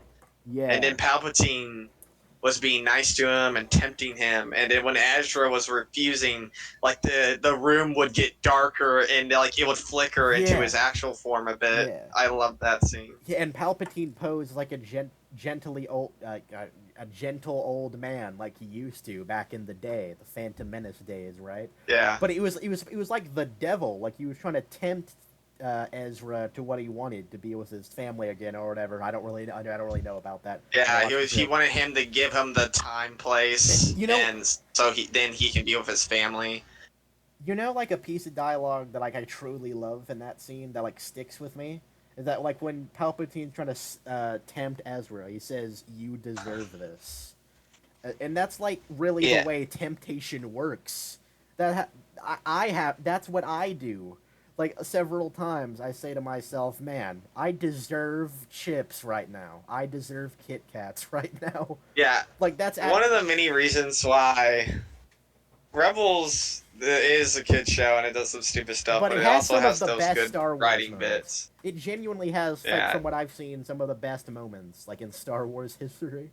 Yeah, I seen some. Yeah, Rebels does have its moments, Yeah. which the sequels do not.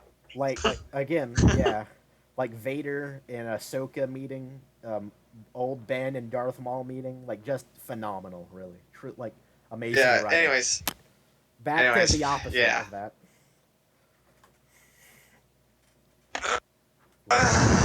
Let's see. Let's just go back. Right. You know, we already the audience knows what we're talking about now.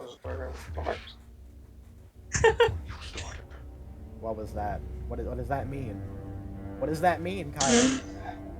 The concept of Starkiller Base is also insanely cool. Ilum is the Oh my planet that the God. Jedi used to gather kyber crystals and craft their lightsabers Yeah. before the Age of the Empire. I don't the care planet was if it's later cool. mined to instability due to the amount of kyber crystals that was needed to power the Death Star. You actually see this happening in the video game Star Wars Fallen Order. After the That Empire's doesn't defeat, justify instead it. of continuing to mine the planet, they simply built the new battle station on the planet Oh, itself. excuse me, It dude, would have dude. been a lot more impactful if Father, they kept please. Starkiller. This is random, but like, yeah, like the new Star Wars content is like putting the rise of Skywalker in it, right? Like, I'm not too familiar, but I've heard from like Darth Vader comics that like like Exegol, Palpatine set up everything with Exegol before Return of the Jedi, apparently. Ah. And also, Luke's hand that Vader cut off is Snoke. Like, that was what grew the Snoke clones.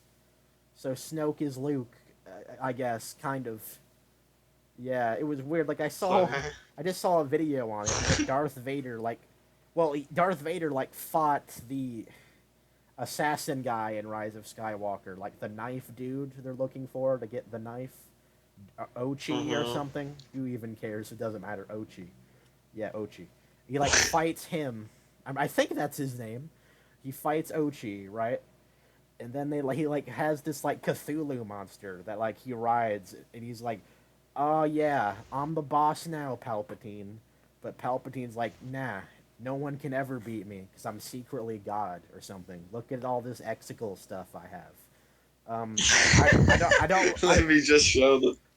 Yeah, actually, yes. And I don't even really remember what happened after that. It was just from a YouTube video I watched.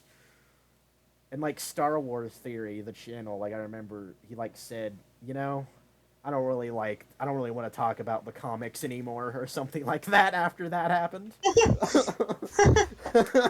He's just Palpatine's bragging now. I remember when he liked to keep things in secret, and now he's just bragging what he has.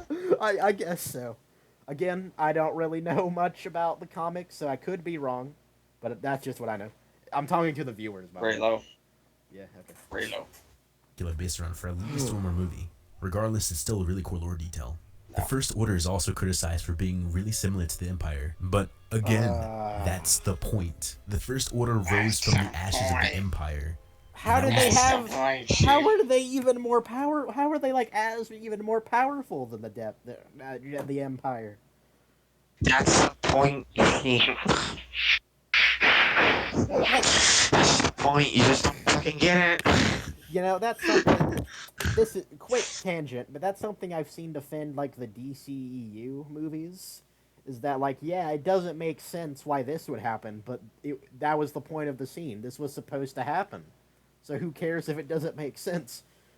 But anyway, whatever. What happened to the video? It's blank.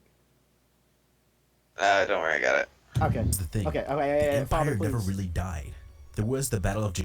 Oh my God, Sir Donovan. Rewatch the ending of Return of the Jedi and tell me like what you think that ending is supposed to represent. Everyone is like celebrating. The galaxy is like celebrating. Like it's this beautiful like bittersweet ending of like the end of the Star Wars saga and almost like the old generation looking on the new generation knowing they'll do better sort of thing. Then Donovan's like, well, I mean the Empire never really died though. Like those idiots, what are they celebrating for? What are those Ewoks celebrating for? Come on, guys. Yeah, 3 more Palpatine, movies. Darth Vader dying, We the really, Death Star being destroyed again. we really need 3 more. Like, Yeah. I know this looks like the ending to a 6-movie story or even a 3-movie story, but we really need 3 more movies to like I sent forward there. You know, Yeah, just all of a sudden the Empire's back, out Palpatine's back. Fucking. exactly. Another thing, wouldn't it be cool from like a sequel, right? To tell like a unique story, like maybe with a unique enemy. Like I believe that's what the EU book did, like the Thrawn books or whatever. I don't really know for sure. Like not just rehash what we've seen before, which Disney will never stop doing that. Like I think it's like the Yavin or something like that. I don't know. Like the threat was like the Yavin, the new threat. I'm disappointed in this Donovan character. 6 minutes. Thing. We're doing good. The Empire never really died. There was the Battle Oh of my Jakku a year after the events of Return of the Jedi. Okay, And then okay, apart wait, from Father, a few please, minor Father, skirmishes, please. they just sort of disappeared. Return of the Jedi. The Empire What'd he never say? really died. There was the Battle of Jakku a year after the events of Return of the Jedi. And then apart Father, from please. So that game, you're quote. Okay, so to defend the action of the Force Awakens, right? Because that's the movie that made the decision. Nope, the Empire's back, everybody. Here we go again. And to like defend that. Jakku, they're fighting in Jakku. Their final the Empire in Jakku. Their final fight. Their final push. Yeah, exactly. We'll get to You know that. the last. You know the Exactly. last of the Empire down there in Jakku. Yeah. They don't accept. Okay, so firstly, to defend The Force Awakens, he cites a game that was made after The Force Awakens.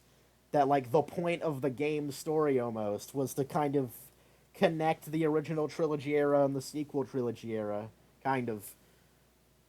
Like you can't do that. Like, well, it doesn't make sense, but this other third-party media says it does. Anyway, more Well, in importantly, Battlefront 2, I've played the story, man. I do remember that. Anyway, go ahead. Battlefront 2, it does have, I think, Jakku. Well, oh, yeah, I remember, like, the point, well, I guess the game itself, I was wanting to say that the point of this battle here in the game is that this actually is the final battle between the Rebellion and the Empire. That's what the point of it was. But then I remembered that in the game, like, after this battle, like, there's a mission where Kylo Ren finds out where the map is from, like, one of the, like, Yeah, main characters. no one explains how the. Yeah, it still doesn't explain how the First Order fucking we got didn't, all this power. I forgot about that. In the movie, Nope. it was never explained how Kylo Ren knew that the map was there. That was never Literally, explained. final battle of the Empire and Rebellion, and after that battle, it's look, the Empire's back, guys. Yeah. So bad. That's what I remember from that game. Yeah. And also, Iden Versio, terrible character, Just kind of freaking just joining just kind of the Rebellion. She's like, don't worry, guys, you're gonna be from the perspective of the Empire. 3 missions later, Rebellion, lol. Yeah, I haven't played it, but Few minor the original Battlefront 2 actually was that, though. I've seen, like, the cutscenes. Well, not the cutscenes, but, like, the audio for the Battlefront 2 original story. And it actually is, like, from the perspective of the Empire and Republic. It's very interesting to listen to. Very good writing on that. Anyway, whatever. Mainly the Republic. Mainly the Republic. You only get to play the Empire for like 3 missions. Oh, really? And those are like the beginning. Yeah, that's literally what the Force Awakens, the not the Force Awakens, the Force Unleashed did. Yeah, that's what I was thinking, but yeah, But like, the Force Unleashed is a bit more complex. He was really working under Vader, but he wasn't because Yeah. Vader was still going to betray him regardless. yeah, I But he played didn't know that. I played that game. I love the Force Unleashed, man. Force I don't Unleashed care is if a it's not great canon anymore. The story was really good in there. Yeah, The second game sucked ass. Yeah, the Force Unleashed is a great game, and I haven't even really played the Force Unleashed 2, but I know I know of like the memes. 4 missions. They That's all are I real need. to me. Yeah. The events of Return of the Jedi. And then, apart from a few minor skirmishes, they just sort of disappeared. But they were never gone. The First Order is literally How is- the Empire reborn. They plotted their galactic takeover Okay. and quickly established dominance by destroying the Republic. Father, please. Somehow. People Ow. also like to whine about the ending fight scene. Father, please. One thing. We're actually getting to like substance now in his review. He's just like explaining what happened as that's a defense for the movie. Like, yeah, the First Order just came back suddenly. I guess the Empire never really died. Dude, we watched the movie. We know that's the case. Like, that's the problem, Donovan. That's the problem. that's the reason why people were upset Yeah, at it. like he's defending the movie by explaining the movie, like we didn't watch the movie. Anyway, he's about to go into the final fight randomly. Very weird. All right. I want to hear what he has to say about this. Dominance by destroying the New Republic. Some people also like to whine about the ending fight scene. Why? Those who whine don't really get it. Oh, okay. Kylo Ren was literally shot in the chest. I've by heard Chewbacca's this before. bowcaster. Oh, Which was yes. seen multiple Okay, times we before, know. seeing All right, stormtroopers flying pause it into the already. distance. Father, please, already. So Yes. that's always the main argument: is that like Kylo Ren lost because he was shot in the stomach and he felt bad about killing Han. But here's the thing: Rey literally only picked up a lightsaber once and never used it, and Kylo Ren's been training his entire life and is like the grandfather of Darth Vader. Like is one of like has the most midichlorian whatever. Like the strongest Force user ever, basically. And like let me put it this way, right? Let me put it this way, right? Fanboy. If like you just like so imagine you were fighting like a professional samurai or something like that, and you're just handed a sword, but the professional samurai is like injured and he's like drunk maybe. Do you think you would win that fight? No. Exactly. No. And, No, I would not. That motherfucker would whoop my ass. I will say, I do remember something though. He can have his hand behind his back. Exactly. That's actually what Darth Vader did. Another thing. And counting. Another thing about the sips, when they're in pain, Oh, it exactly. also increases their. Exactly. Good job. I forgot about that one. I also forgot that, like, I think Kylo is trying to test Rey to join him, I guess. But the planet's about to blow up, so I don't know why he would do that. And I'm not really sure We're what not he sees in Rey. finished. We're not finished, fanboy. Look at 7 minutes in. We're not finished. God damn. Alright, Raylo. Argument Sith should be stronger when they're wounded. Yeah. So, but the director didn't know about that. By the way, The director did not know about that ability at all. true, but either way, he's not even, like, crippled or anything. Like, he's still moving fine. Like, he Yeah, just has... he's bleeding now. Like, it probably fucking hurts. That's a bowcaster. Like his, Any bowcaster would fucking hurt. like his stomach believe. just hurts. Like his stomach hurts. Like he can move his limbs fine. Like I bet if we Yeah, examine you the can see fight, him punching his wound. You can tell Right. that like he's like doing what a Sith would do and punch his wound and feel the pain. You know, feel the pain. Oh. right? I bet if we examine the scene closely, right, I'm pretty sure we'll notice that Kylo Ren is doing fine. Like he's doing like flips or whatever. Like he's moving just fine. Maybe not flips, but All right. All right, Raylo. I don't really get it. I like how he calls us whiners.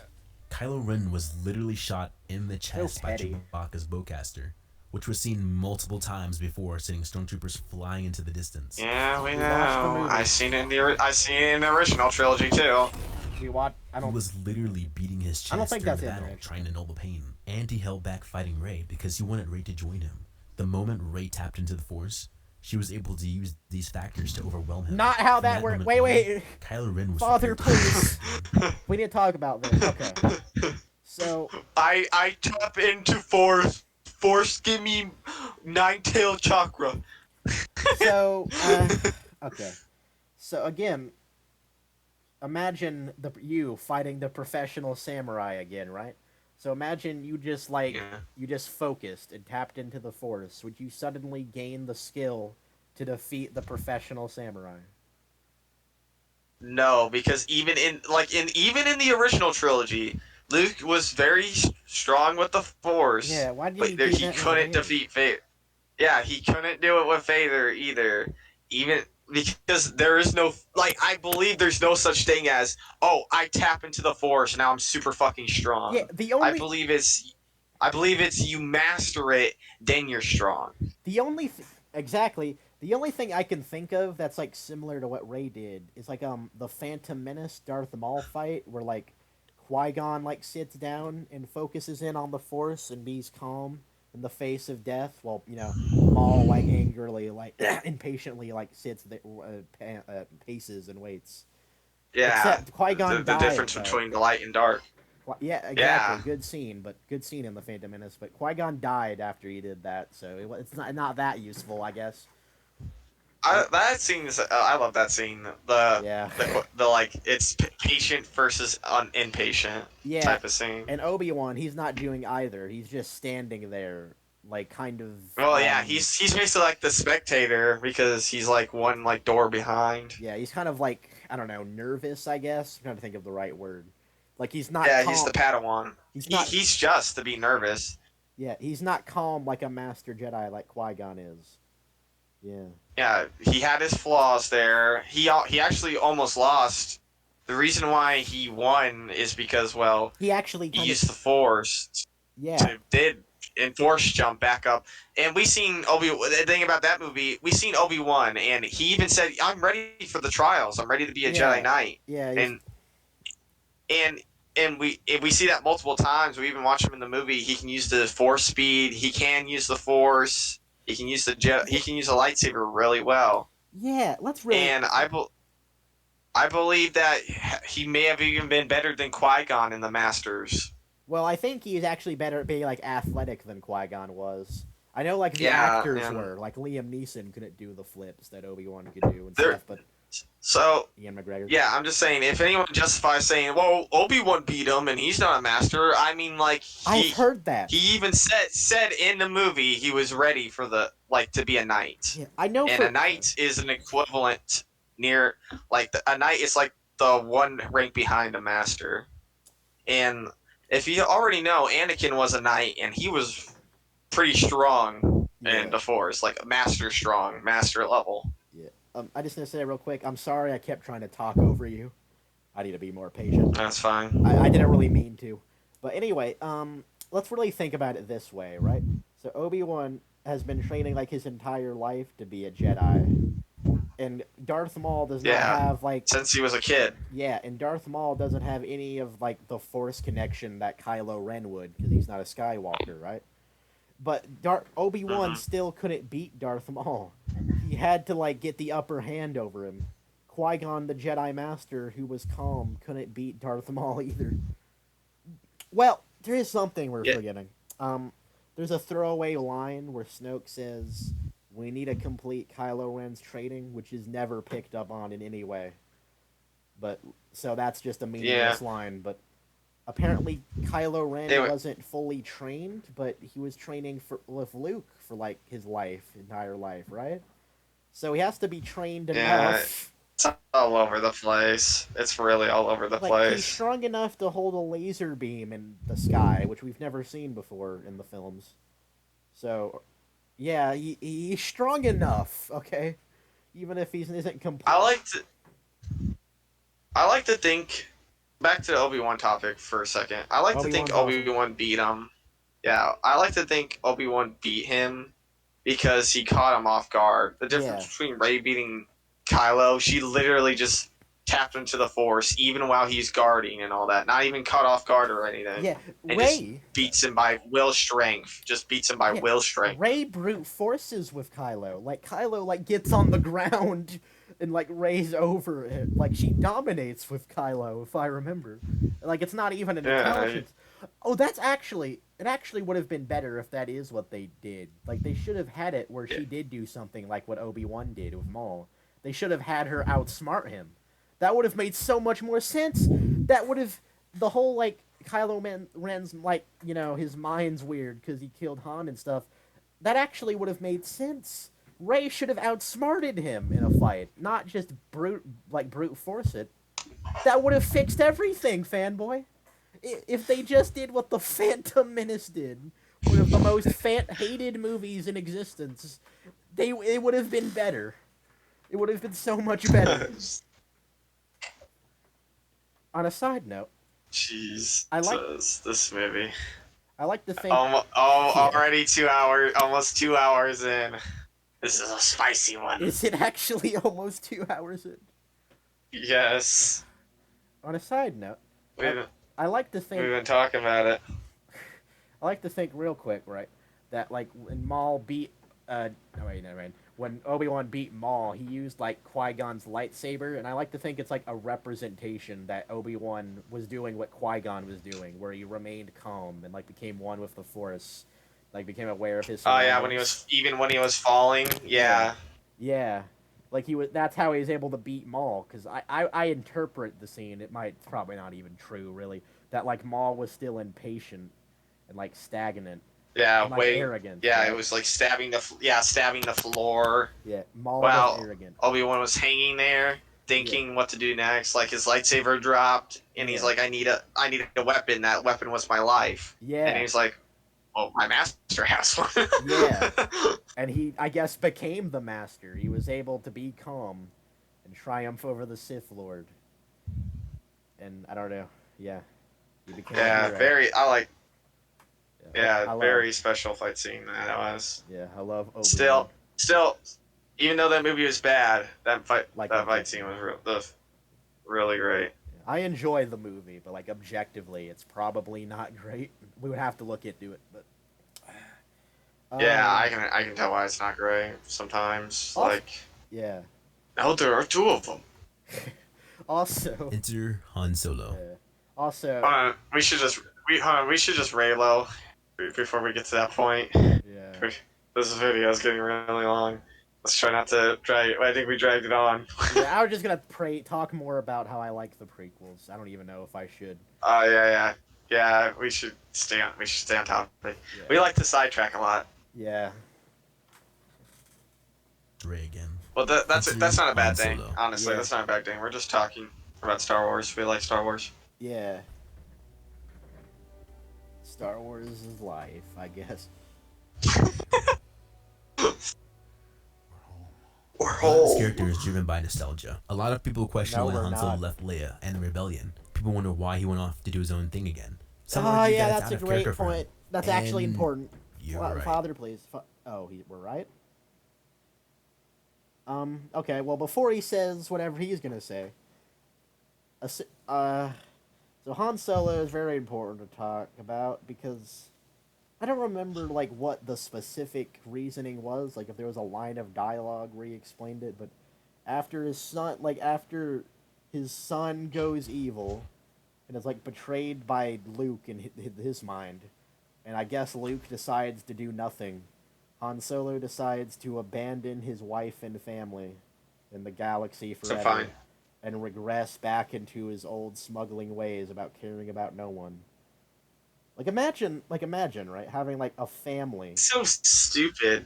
It would have been better fucking writing for him to basically say, "All right, Luke, if you're not going to do it, I am," Exactly. and he goes to find him. Exactly. That would That's have what a father been better would do. writing. That would have been way better writing.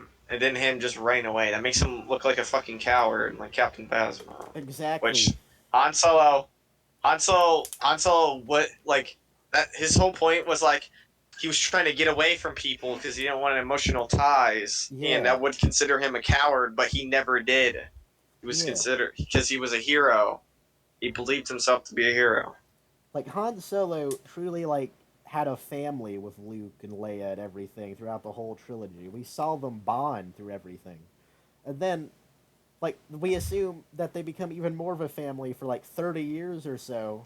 But because one tragic event happens, he abandons all of it. Like disgusting writing. That's like a horrible way. That's like literally the worst possible way you can treat your characters in a film or any other story. Raylo. No, yeah, one thing. And the only reason this was the case, the only reason they ruined Han like this, was because they just wanted to have Han be like he was in the first movie, so they could make it like A New Hope. That's literally it. Yeah, Disgusting. it was so bad. It's not good writing still. This is literally the opposite of good writing. Like there's, I don't think you can get worse than this. Actually, like what is worse than this on a character level?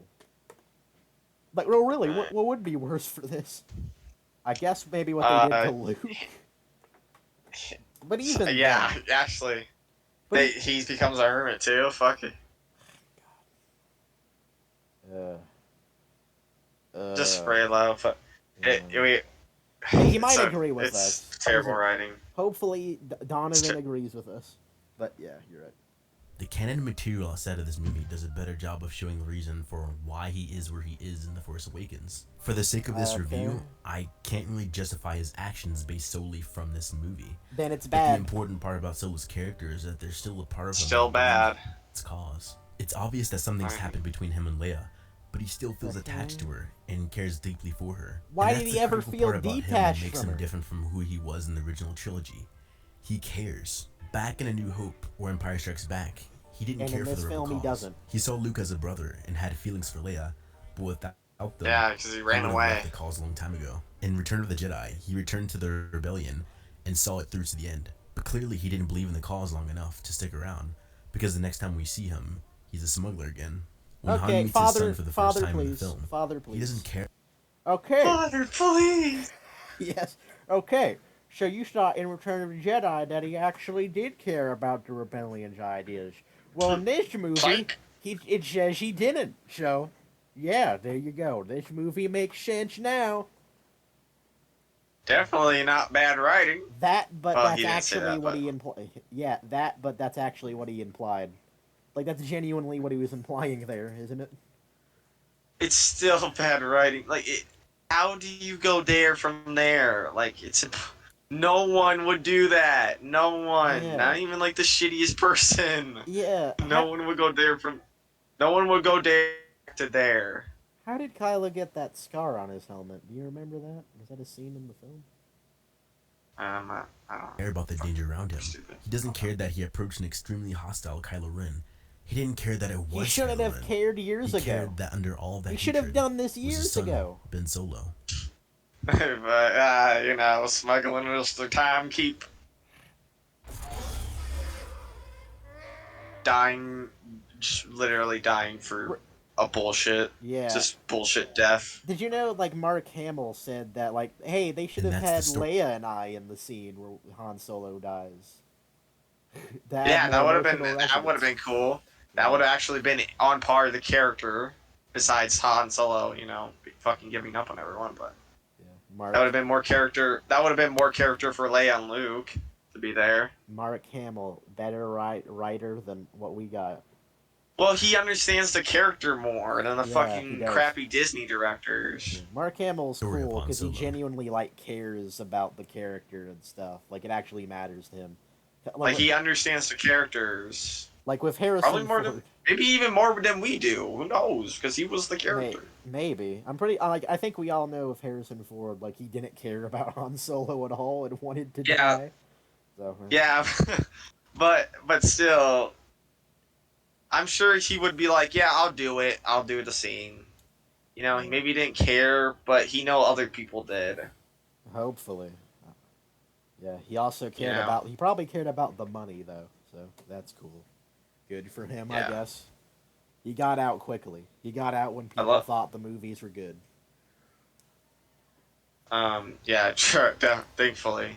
So honestly, I like his Indiana Jones movies. I like him in Indiana Jones. He does a really good job there. I haven't watched And that's all Indiana I have to Jones. say about The Force Awakens for now. Wait, really? Wait, that's all you had to say? That was Yeah. really wait, father, please, father, please. We said a lot more than he did. Yeah, we like. You know what? You know what's crazy? After all the talking we did, we still haven't talked about like everything. No, in it's the movie. funny. No, it's funny. When they're talking good about the movie, it's shorter Yeah, than when we're talking bad about the movie, it's long as fuck. yeah. Like the thing is, there's still like probably a couple of more hours of talking we could do about this one movie. You know what's like we haven't even talked about Ray really, or whatever, Yeah, or what the Finn, hell? or how Finn was wasted. We haven't even talked about that. Yeah, it's all about how Han and all the other fucking All right. dudes. Let's review. Let's review. This review, The Force Awakens, was. So you thought the Empire. Oh my god. Oh my god! Did you see? Oh my god! Duel It's of the lit. Fates. Duel of the So Fates. it really is. In review of his review, right? So you thought the Empire was gone, but it wasn't. So, yeah, there's that. What was after that? You thought the Star Killer base was a ripoff, but I don't even know what he said. Anyway, He, his defense is Han's character is fine because he's still the same Han. yeah, and then he Uh, Sorry. his other defense was the movie isn't the same because Did he even like it try to defend that? it's different. It's weird. I don't even This, like remember his points really. the lore behind Star Killer Base Yeah, he didn't even is really talk about that. valid. The lore behind Star Killer Base is valid because it was in one video game. You know what I remember? Yeah, you know what I remember? Like the most interesting thing about this review so far is that like he's talking about like the world building, right? Like he was setting the stage for the movie, and then he immediately cuts to the final battle, and talking about how we're all like losers or whatever he said, or whiners Yeah. or whatever for not liking for not understanding it. Well, yeah, whiners. Fucking, how do you not understand my artistic? Yeah. Hey, wait. Alright. Real quick. Wait, no, actually, I need to use the bathroom real quick. Can you stay here and entertain the audience? Yeah, I might need to use the bathroom too. Well, why are you doing that? Okay. I guess I can download Origins because I want to play Battlefront again. Yeah. Maybe you should put like a video on while we're gone. Something. I don't, Yeah, sure. I don't really know what. We can't like steal someone's video. Like maybe put one of your videos on. Oh, that's cool. All right, that's a good See. idea, fanboy. Good job with that. Flute. The Darth Maul playlist. Yeah, that should be fun. All right, gotta go bathroom.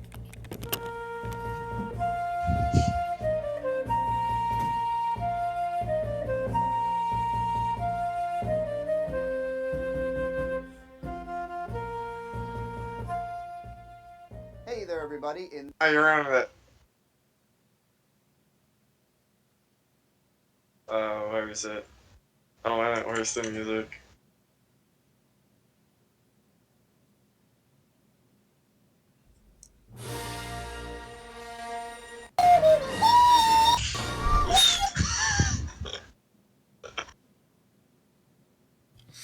Hey, so I'm gonna be No. playing. Stop.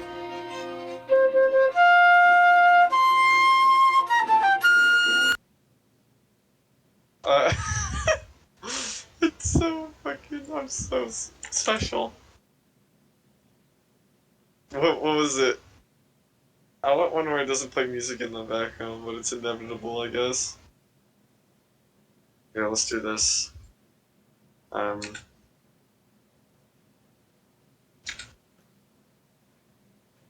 Indoor.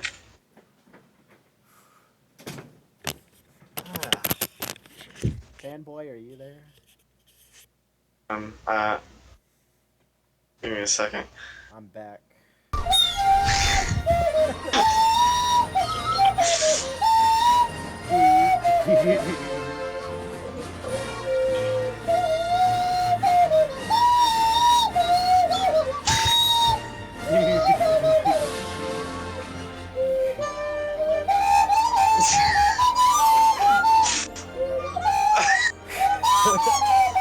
The main theme for the sequel trilogy.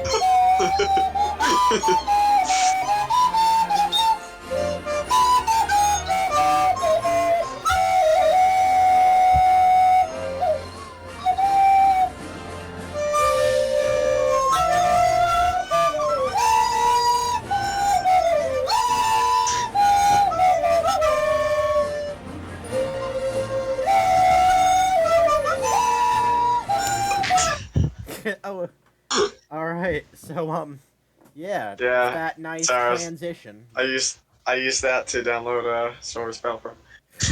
So with that nice transition, onto the movie that changed everything because of how bad it was. Yeah, let's see how he defends this fucking mess. Here we go. The trailer music is really good, by the way. No! Ah! Wait, Origins, it's lagging. go away. It's lagging. Wait, I can't. It froze.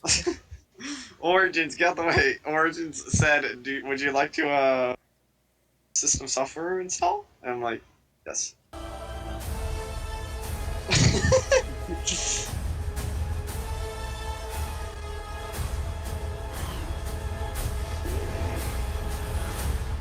Yeah!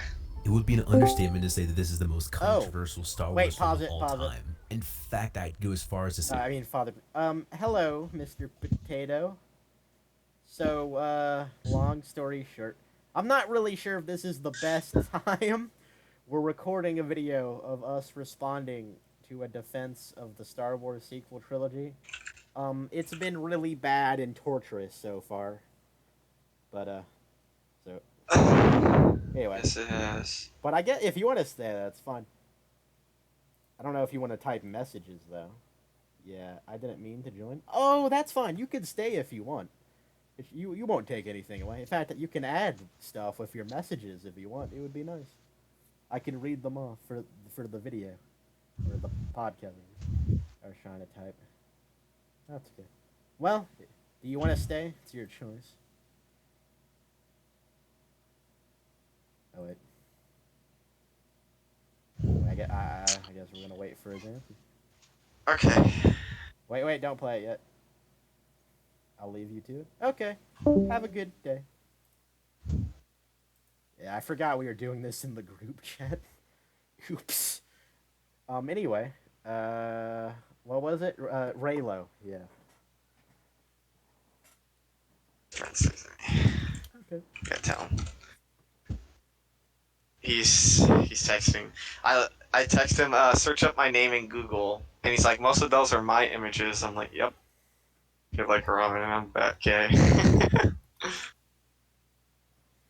Alright. Back on topic. Yeah, here comes the most controversial for movie. I'd say that this is the most wait. controversial Star Wars film of all time. Hello? In fact, I'd go as far Yeah. Oh, thank you. as to say this. Thank you. Gave you food? She gave you food? Yeah. Thank you. Alright. Hold on.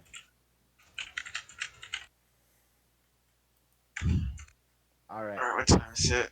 I think I have a couple. I actually don't know. 8:42. We were here that long. We might have to make a part 2 for this. Yeah. It's getting late. maybe we should stop at at least maybe 10 to 12. Yeah. I have to get off soon. Around 9. Oh, okay, that's fine. Yeah, you probably will. Because I got some. Yeah, because I got a little bit of things I need to do. And I have to go to sleep because I have school in the morning. True. Alright. This is the most controversial movie of all time, period. The toughest thing about this movie is that as a fan, you either hate this film and love The Rise of Skywalker, No. or you love this film and hate The Rise of Skywalker. And No, there's there's a What? lot absolutely of no people in that Wait. feel in between. Are you kidding? As a fan, you hate one or no? Okay. I saw a As a video. fan, I watched the Last Jedi, and then I watched The Rise of Skywalker and hated both of it. I'm like, Wait, yeah, did he just imply we weren't fans? period. The toughest thing about this movie is that as a fan, you either hate this film and love The Rise of Skywalker, or you love this film and hate The Rise of Skywalker. And Hate there's both. absolutely no in between. What? There is. Wait, I'm here to make Father, the film please, more Father, please. controversial than I There is an remember. in between. I saw a video. Oh, is someone in your room? No. I saw a video once of someone saying that like the Rise of Skywalker made the Last Jedi even better or something like that. So yeah, not true. But I guess it's mostly true. I don't know. I guess he said that most people there's not much in between, so there is still some in between. And I guess that's true. I don't know. It's kind of probably because the Rise of Skywalker like puked on this movie. Yeah, I have a argues. have a But we'll feeling. get into that. We'll get into that. Wait, what the hell? Where'd she get that? Hold on. I don't know what's happening. Alright. Sorry. My friend sent a picture of someone texting about my Gmail. I don't remember sending that at all. I know what I have to do. This movie is amazing.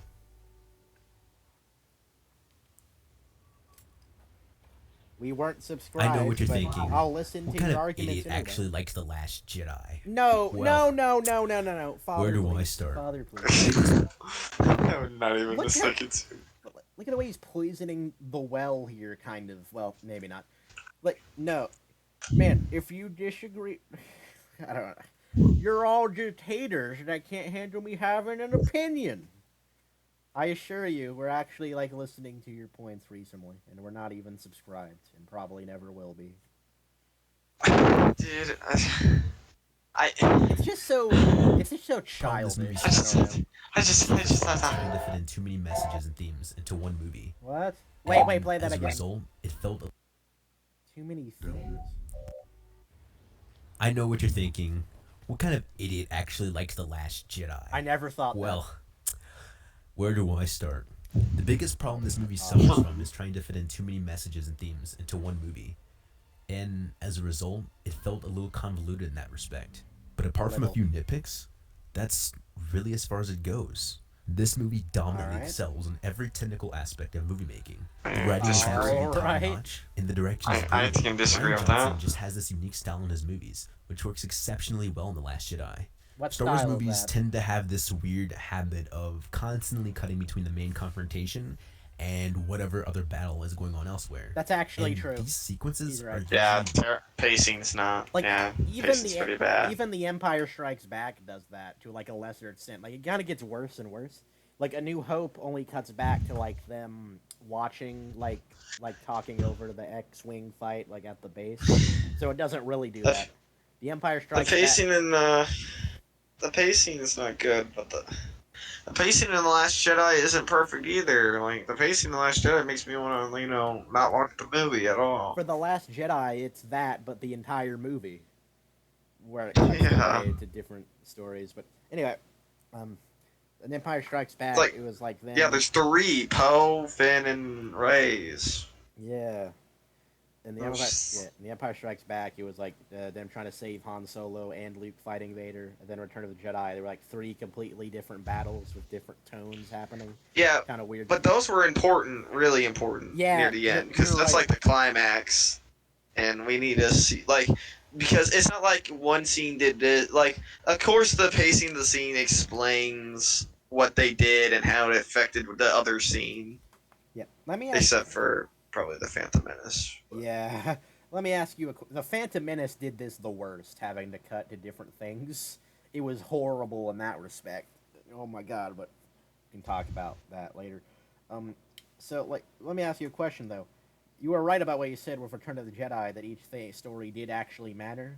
how does like Poe and Finn's story like really matter? Like, what? Finn's story.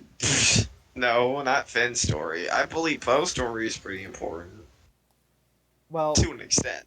well, I guess it's important in the.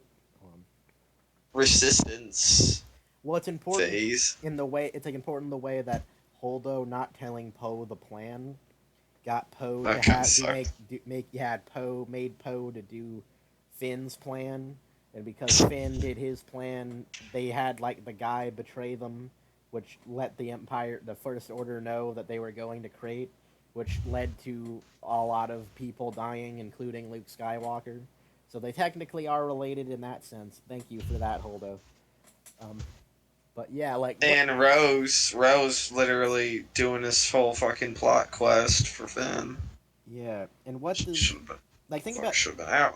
like what in the Rise of Skywalker? Like what do Finn and Poe have? Like what do they carry over from this movie? Like in the Last Jedi, Finn learned that like both sides can be bad. Well, he didn't actually believe that though. Like he disagreed with the guy that said that. And Yeah, I do. And that somehow It's kind of a middle ground there, if you would say. For example, how would he know that? He's just fucking. well, apparently they both buy. How would you know? How would you know if the people who are in the that the person in the resistance really is a resistance member and not a freaking First Order spy? No, that's not what. That's not why he says they're both bad. Basically, is that is that because the Resistance and the First Order both buy weapons from Canto Bight, which supports slavery and stuff. But that doesn't. Yeah, how would they literally- know that? Literally yesterday. That's a good question. But literally yesterday, the Republic was in charge of the galaxy. Why would they need to buy ships from Canto Bight? And like, I guess it makes sense that the First Order would have need to do that, but they don't need to anymore because they own the galaxy now somehow. Apparently, even though their base was destroyed, their Starkiller base, but they have like a lot of star destroyers that are even worse than the star destroyers that the government that. Never mind. It just if they're buying weapons from an unknown buyer, how would they know that they own slaves and all that? How would they know that? They don't know that. It's literally and plus, never addressed. they're fighting a war so they can free people from their freedom and they can free the slaves. That's their whole fucking. But it's literally never addressed. Like Yeah, it's never addressed again because it's a stupid point. Finn never asks like Leia, "Hey, why are you supporting slave owners?" That never comes up. In fact, you know what? You said that they were trying like fighting to free Canto Bight, but remember, the Republic was in charge yesterday because this movie is like literally right after that, meaning that like the Republic didn't do anything about slavery in Canto Bight, like at all. So they should act like You would think they would, but apparently the Republic didn't do a damn thing to the galaxy when they fucking got it. especially since Luke would have learned, and probably even Leia, that like Anakin was a slave and everything. Or they would have fucking did something. They fucking would have done something. I have yet to see something the Republic fucking did that affected the galaxy. The New Republic. They What the fuck literally did they do? didn't do anything. They literally They didn't do nothing. They're just like, yeah, we're here, guys. Woo. Yeah. Oh my god. So- There's so much wrong. So dumb. Again, the Republic story makes no fucking sense. And anything, nothing makes sense anymore. This Yeah. poem began first with Return of the Jedi. No, Luke it was and Vader was the Empire. most Well, I guess it interesting wasn't Empire, conflict, but it cut a lot between the space battle and the whole ground battle involving Stormtroopers. Yeah, and but Teddybears. if it wasn't for this scene, we wouldn't know how the Death Star's reactor shields would have been down. You're And if right. it wasn't for the Luke scene, we wouldn't know how fucking Darth Vader got defeated. If it wasn't For the for Lando I think- battleship scene, It didn't we don't know improve how every- they destroyed it.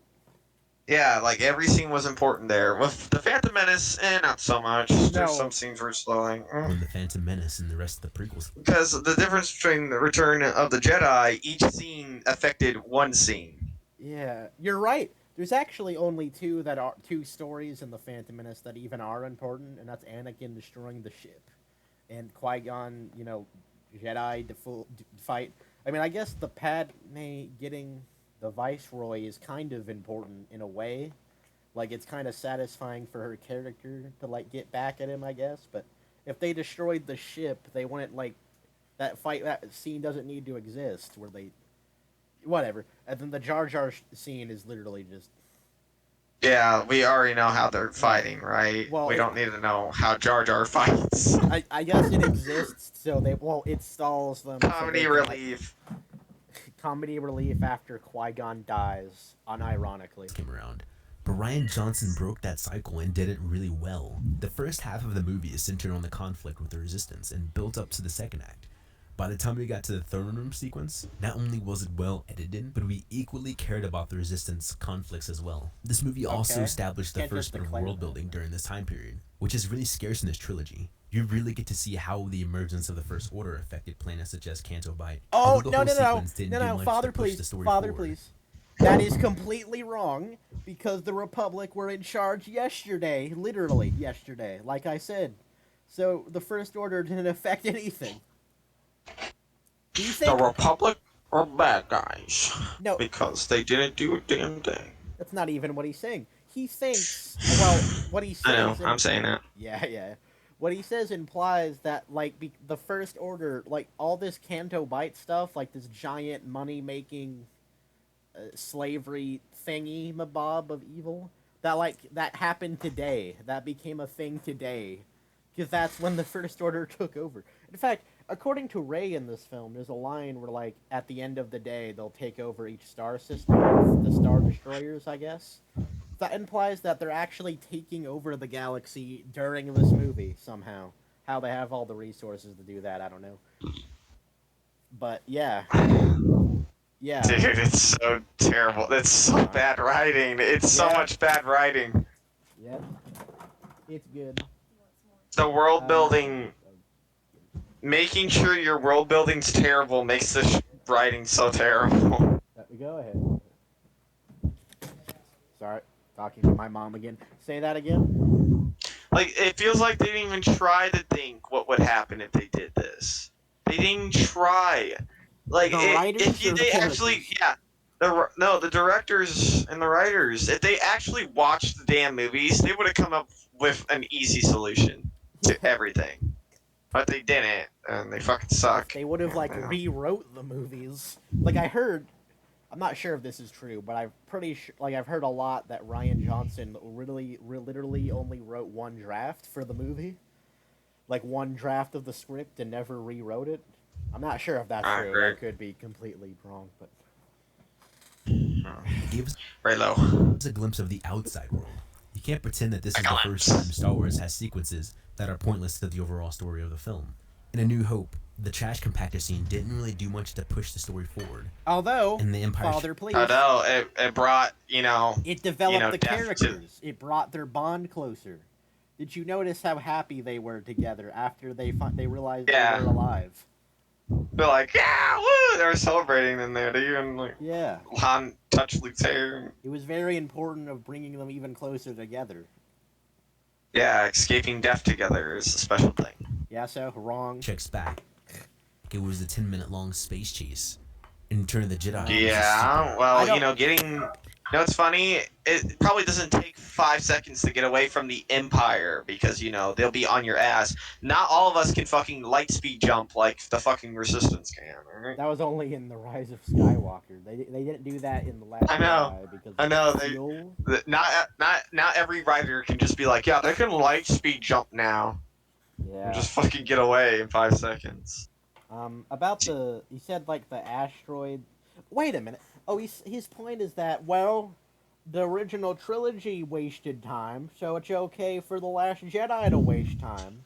For one, no it isn't. That's whataboutism. It doesn't matter if another film does a bad thing, you're still doing a bad thing. And, the asteroid scene, like, I'd have to watch it again, but I don't know. But, last I remember, they went into the asteroid to hide from the Empire. Yeah. They hid from them. The scene was very well done You're to right. tell you that they were hiding from the Empire, and they were inside of it like a giant worm.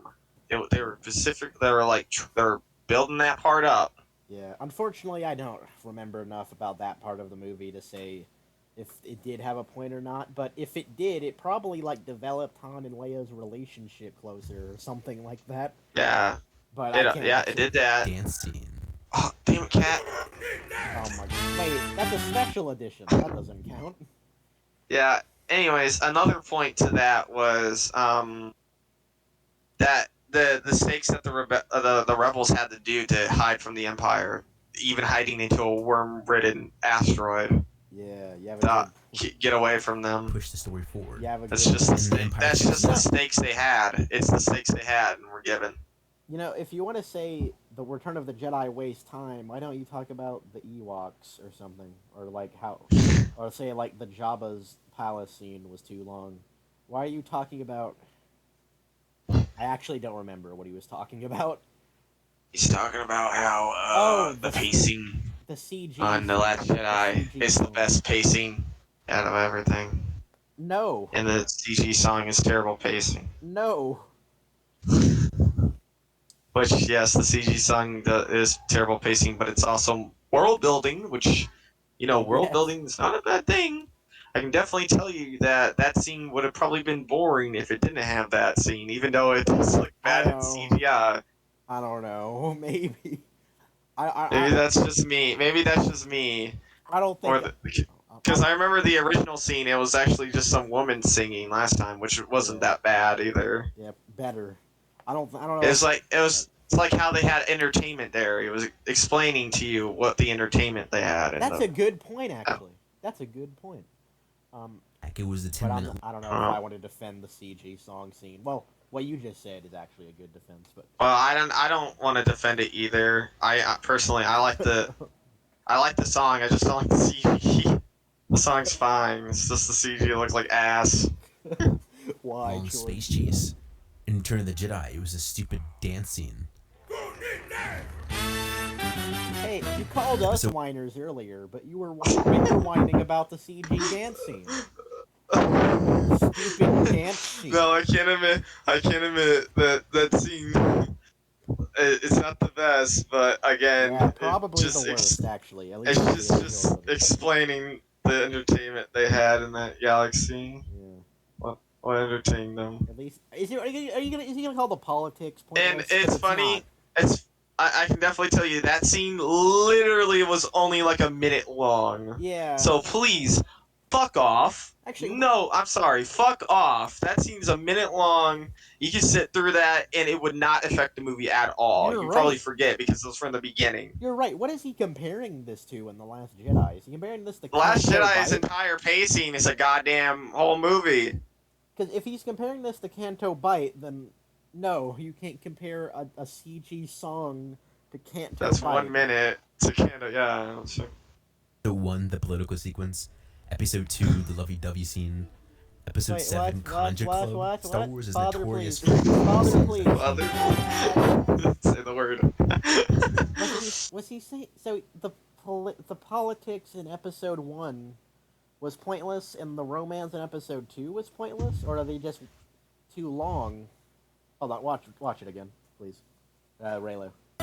Episode 1, the political sequence. Episode 2, the lovey-dovey scene. Wait, what about Episode it? 7, Conja Club. Wait a Okay, minute. so the That's- political Yeah, the go political scene. Okay, the political scene is very important It's to actually the how most important Palpatine part of becomes the the movie. Senate. Yeah, because Palpatine's aiming to become the senator or something. Stop it. Becoming like the senator. The chancellor. Yeah, the president, chancellor. basically. That's how. Yeah, he's aiming to become the president. Yeah. And the way to do that was like he's attempting to help this Queen Amidala was her name, right? Yeah. Yeah. Basically Padme, trying to help Padme to get on her good side, so he can have so many backers, Yeah. so he can get voted. Th- So that- in his attempt to do that, he told everyone in the audience that he will bring an army to stop the separatists to bring peace back to galaxy. I'm pretty Yeah. sure that's what he said. Well, he didn't say that in the first movie. I don't know if that's what you said. Yeah. Yeah, I'm pretty sure he says that in a different movie. There's a lot Attack of of the political Clones. scenes in all the Yeah. prequel movies, It, but they're very important. Is what I'm saying. They're very important to listen to.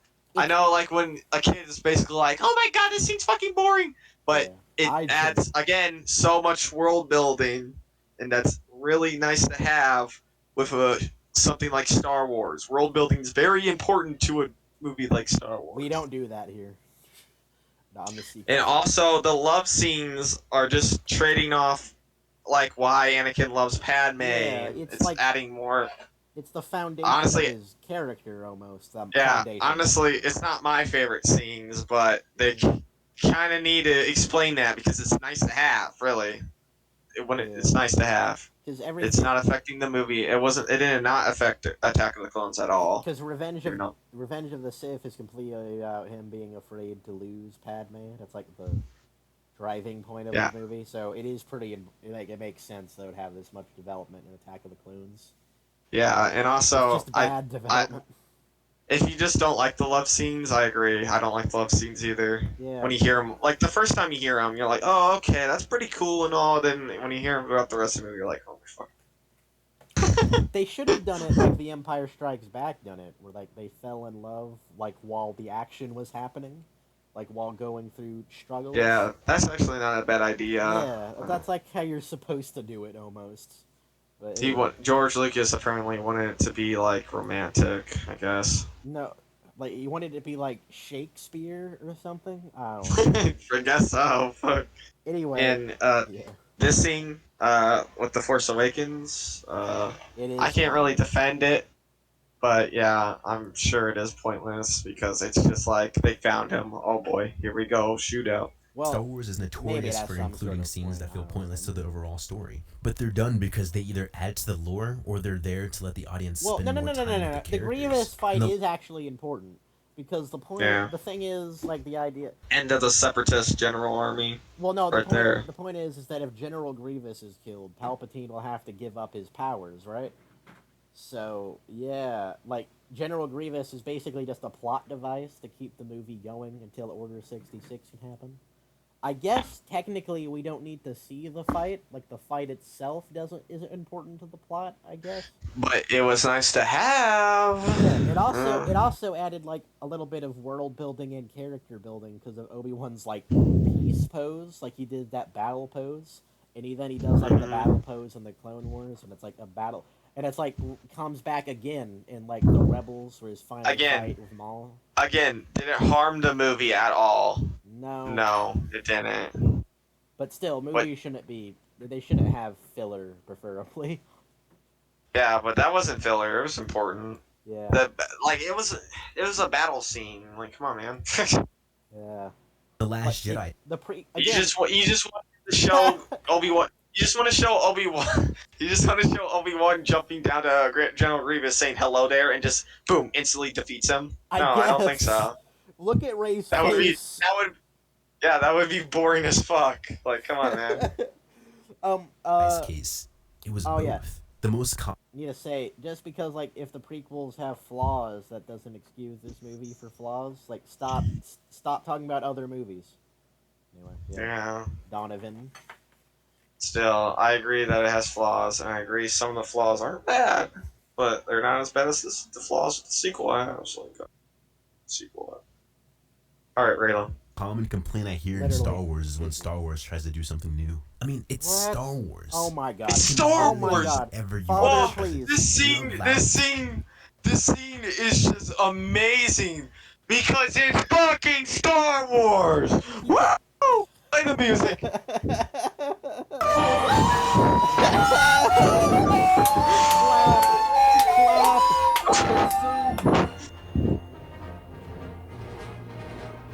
Anyway. It's fucking Star Wars, sheep. So, wait, now we need to talk about this.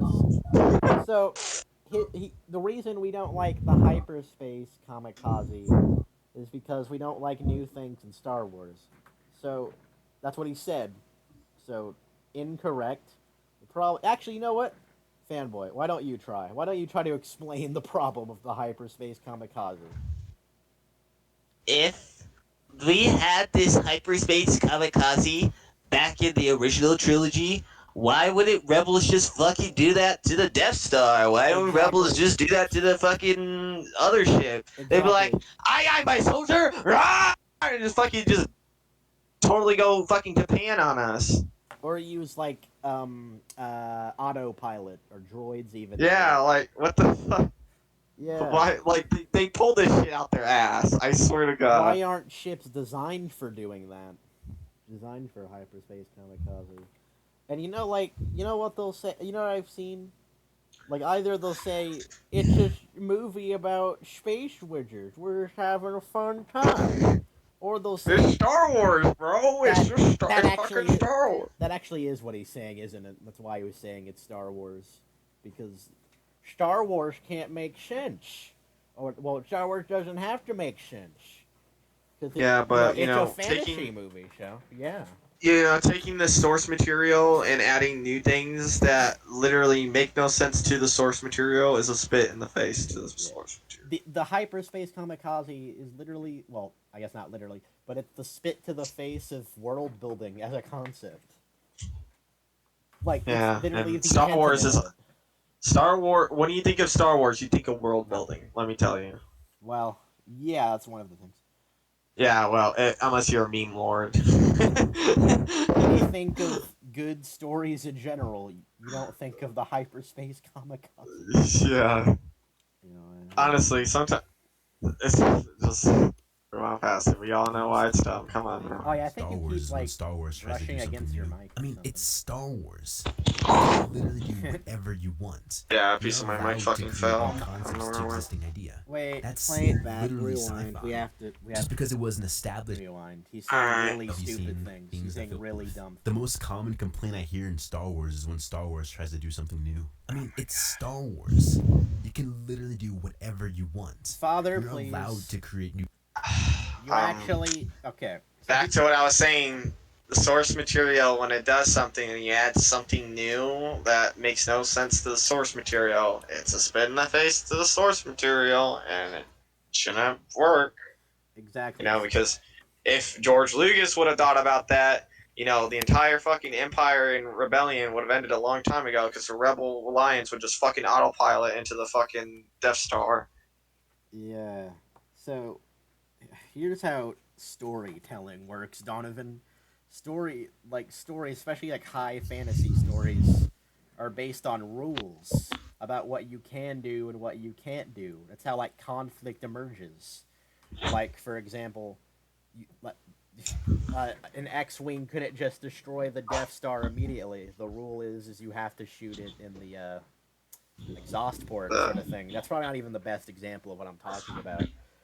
The reason a story is interesting is because it has rules, and you have to follow those rules, or there's like no stakes at all. You could, but like by this logic, you would literally justify anything happening, like anything happening. It's man, Star Wars I can't think try new yes. things. Actually, you know what? Remember, he They said did try a new thing. The Old Republic. That was a new thing, last I Yeah. recall, right? Well, that's not Disney. Though. Even though it's not canon anymore, right? But I don't. that was a new thing. People, it was it. I don't. That was a new thing to Star Wars, and people liked it, right? Yeah, you're exactly That's what I'm right. saying. The prequels had a lot of new things that people like and liked. It's just it's literally just a straw man. It's just a straw man. Like the only reason you don't like this is because you don't like new things. It's so immature. Concepts to No, wait, existing fanboy. One more thing. Remember, he said that the Rise of Skywalker is like weaker than the other films. So remember, he said that like you should be able to do literally anything with Star Wars. So yeah, just remember that. Alright. Like if he says something like To create new Palpatine should have been brought back to life, yeah, Yeah. Raylo. Let's versus to just existing idea. let's see what else That's he said. literally sci-fi. Just No, because it wasn't sci-fi has established rules. before back Sci-fi has rules. in the first film in 1977 It doesn't wasn't mean that it established can in any exist. films. Some people also argue that Ryan Okay, Johnson wait. doesn't understand the characters. Please. Just because it wasn't told that it was impossible, that why was no one doing it back then? It was not. It was like the hyperspace kamikaze was de-established by not being established because people would have been using it. Especially like in the prequel era where they were literally just droid ships. Remember, like vulture droids or whatever. Yeah. It's very wrong. Do you really think He's imagine? wrong. He's Imagine. wrong. I can tell you that. Remember, call back to Return of the Jedi. Like, imagine that you were tricked and the Death Star is blowing up everything, and this looks like the end of the rebellion. You don't think one person would think, you know what? I'm sacrificing it all for this, and just hyperspace. What if the Death Yeah. Star? What if the Death Star hyperspaced into it? The Death Star would have just destroyed the fleet. In fact, that probably Yeah. would have destroyed a planet. No one in Empire Strikes Back or like Return of the Jedi thought of that. Yeah. Makes you think that the rule of that is you don't can't you can't fucking do it. Yeah, it's like common sense. Oh my god. Ugh. Ugh. It's a new thing, so you just don't like it. Well, yeah. I guess technically. I guess you're technically right. We don't like it because it's dumb. Yeah. I'm sorry, we don't like fun, dumb things because it messes with the world building and story. You know, I'm it's not sorry. even like like you can't like he has to like It's he acts like we're stupid for this too. Like it can't even be like, I disagree that the hyperspace kamikaze matters. It's like, man, why won't these idiots get it? It's Star Wars. You should be able to do anything. Shut up. well, yeah, I bet. yeah, I just don't agree with it. It's on Star Wars now. I guess anyone can do it then. Fuck. Oh my god, it's painful. Yeah, it's hard to imagine that that's in Star Wars now. I can't believe the first person who ever thought about that was the Man, General Girl or whatever. Admiral Hodo, we really lucked out with this video, man. Well, in a manner of speaking, we lucked out. Great. Such as Luke and Kylo Ren. So let's start with the most controversial character of the movie, Controversy? Luke Skywalker. You already That's showed right. that clip earlier. We just did that. Luke Skywalker, Okay. the character you know and love from the original Star Wars 1980s movies, just tossed his own lightsaber. I wonder what he says about this The guy. thing about Luke is that everyone's Okay. expectations for him was that Rey would magically rescue him from his exile and they'd rush off What? together in the No, it galaxy to wasn't. defeat Snoke, No, Kylo Ren, and the first no, one. It was more like no. it was more like we thought Luke would train her. No one Not thought do that. like no I one. thought that. Well, In no, my opinion, I'm sure a lot of people thought about it. Like, oh, he's just gonna train her. That'd be well, nice. notice the way you words it though. Like Ray would just cure Luke out of his depression immediately. Oh yeah, in that case, fuck, I didn't know. Like no one even really thought about that. Like I think most people expected him to train her on the planet. Yeah. I guess. That's what I was expecting. When he threw the lightsaber, of course, people were like laughing and all that. 'Cause it was that was actually really unexpected. Yeah. That was like out of character. It's also very tonally disjointed, kind of like. Yeah, Like they could weird. they could have just started. They could have very weird. They could have just had him solemnly, quietly just drop the lightsaber at Ray's feet and just walk away. But no, it's it has to be like a Looney Tunes joke. Yeah, it was out of character. Yeah, that's a problem. That's hard. Caught guard. That's one of the smaller problems of this movie is the really weird out of place humor. I can't think of an example, but like there's like a scene like after like an important scene, they just cut to like well, there's the yo mama joke at the beginning. That's all we need to talk about, isn't it? Oh boy. Whatever. Never mind. Raylo, fucking Luke. Order. And let me tell you, that would not make for a good I film. don't care who gives a fuck. Yes, there Wait, was what? a time What would when it he make for a defeated good Darth film? Vader and Emperor Palpatine, and the galaxy defeats Snoke, Kylo Ren, and the First Order. And Oh, let me tell you, he also that would words not it make like for a we good wanted film. Luke to just like single-handedly defeat everything, like in one movie. Like we don't want him to struggle at all. You know, I've heard that so many times. Like they'll say, okay, I'm being an idiot. Sorry, oh, never mind. They'll say like you just want Luke to be like John Wick and start killing everybody with no flaws at all. Like I've heard that so many Well, times. I can definitely assure you, Luke probably they fucked up Luke so hard. Okay, I can definitely tell you he's strong in the Force and he can definitely handle his own. I'm not saying I'm not like depending on how like they want his power scale. Let's just say that he can't lift up all those walkers and everything. He's Yeah, limited to like ground base level. Like he can fight. He can fight about like like 10 Yoda's level in the dudes. Let's prequels. say that's his limit. Let's say he's And then like like the Yoda's rest would be level. like, oh shit, that's too much, right? Yeah. And so I would like to just see Luke, you know, help out. Not even Yeah. just save him, at least help. Yeah, that's Fucking be his character. you're right. Not be the fucking guy who's like, well, fuck these people. I don't give a shit. You're right. That's actually like So like the out of main problem character for me for with Luke. him. You're right. That's actually I the main hate problem it. with Luke. I forgot I about it. hate you. Thank you for reminding me. But As not happen. well, Ryan Johnson. And what we said- got was Ryan Johnson said. I heard a clip that. the Hello? apparently non-boring version of the film. Hello. By that logic, I'm guessing this entire Star Wars film was doomed to fail.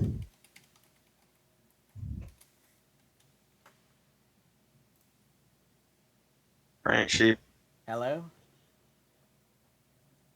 sheep, sheep. Hello? Hello. Huh.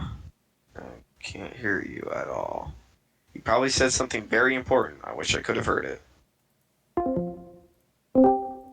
Hello. Hello? Hello. Oh, there we go. There we Okay. go. It was weird why like I would talk, but you would. I thought you were like talking over me. It was weird. Anyway, yeah, everything you said, but I honestly forgot about the Luke just not caring about anything. I forgot about that point, and that is the most important point. But according to Ryan Johnson in some clip somewhere, wait, hold on, let me check if this is still. We're back. My fucking cat is shitting.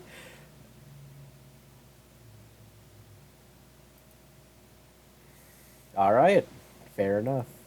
Let's look at YouTube comments, I guess. Sorry that I was silent for the video. If anyone's watching this. This whole video is for Daisy to hit him up. Daisy literally is yummy. Also, I'd like to see where Rey's character goes past sequel trilogy. What is this? What is this? Very brave of you to make this video. Oh my god. Not gonna.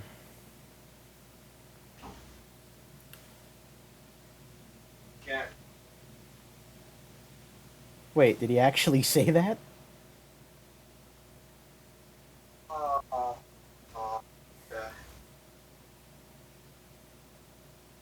Aye.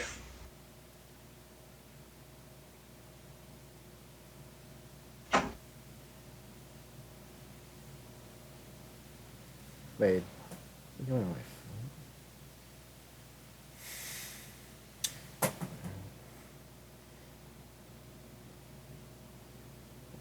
How to watch Star Wars Part 1. The prequels are better than you deserve. What? Okay. Oh, this is like shit in my room. Fanboy? So I was just looking at the comments. Can I read you the top comments real quick? The top comment? Okay. Alright, go ahead. The top comment is fairly normal. Plot twist, this whole video was for Daisy to hit him up. Crying, laughing emoji. But then after that, it's Daisy Ridley is yummy. Also, I like to see where Rey's character goes past sequel trilogy. Yeah, that's interesting. And then the second top comment is, very brave of you to make this video. For as long as these videos are made to create... Oh, this is actually really long. The creator will receive a lot of shit. I don't agree with your points, but I can appreciate your POV and can say that you did a good job of conveying your argument. I envy you and many of these comments saying that they love the Diss Trilogy because I really wish I did. There's Wait, he doesn't even like it? There are definitely points that I do agree with, such as the First Order being menacing and how it's not insane for Rey to beat Kylo. And yeah, it is pretty insane. I mean, her having zero training at all, being able to be, basically a Padawan Sith Lord. Yeah. It's pretty fucking crazy, bro. Yeah, exactly. Just saying. Just remember the samurai analogy. Yes, there was a time when he defeated Darth Vader and Emperor Palpatine. He said, like, an entire duel over the would have moon been a of Endor, bad story if which we saw allowed him Vader do to cool fulfill the things. prophecy of the Chosen One. Yeah, that's what he said. That was his defense for that. Which I completely disagree. Is stupid and ways it's hard to comprehend. Like you I can't completely disagree. You can't. And I can also tell you, people would enjoy it. We don't even you're talking subjective here. You can't just say that an idea for a story is like objectively, factually bad. But what is wrong with him? Donovan. I have a feeling that people would have enjoyed it more than what they got. Yeah, I have a feeling. Can you rewind a little bit? I just have a feeling. Because, well... A feeling. Would you rather watch Hermit Luke, or would you rather watch Helpful Luke? Hermit Luke that lets the galaxy and his family die. I'd rather watch the Hermit Luke. Kylo Ren in the First Order. And let me tell you, that would not make for a good film. You can't just say that! There was a time when he defeated Darth Vader and Emperor Palpatine in How? an entire duel over the moon of Endor. Well, I mean, yeah, we wouldn't know, but... How can you just say that? That is actually insane. An insane thing to say. That is crazy.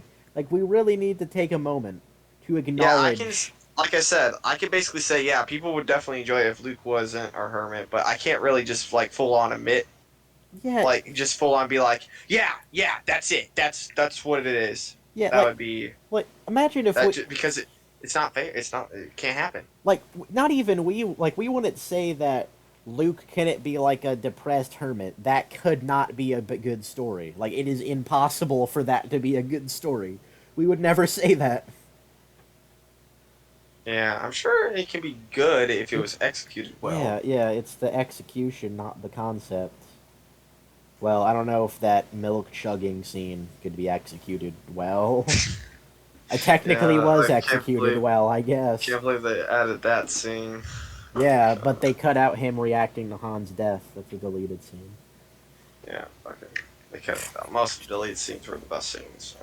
Yeah, and you know what? Hold on, wait a minute.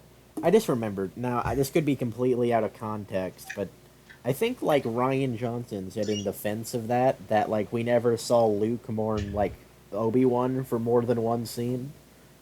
So it's okay, I guess, not to have any mourning at all. But you might not have said that. I might be completely wrong. Oh my god. How did he get this job? He didn't mourn Obi-Wan when Obi-Wan died. No!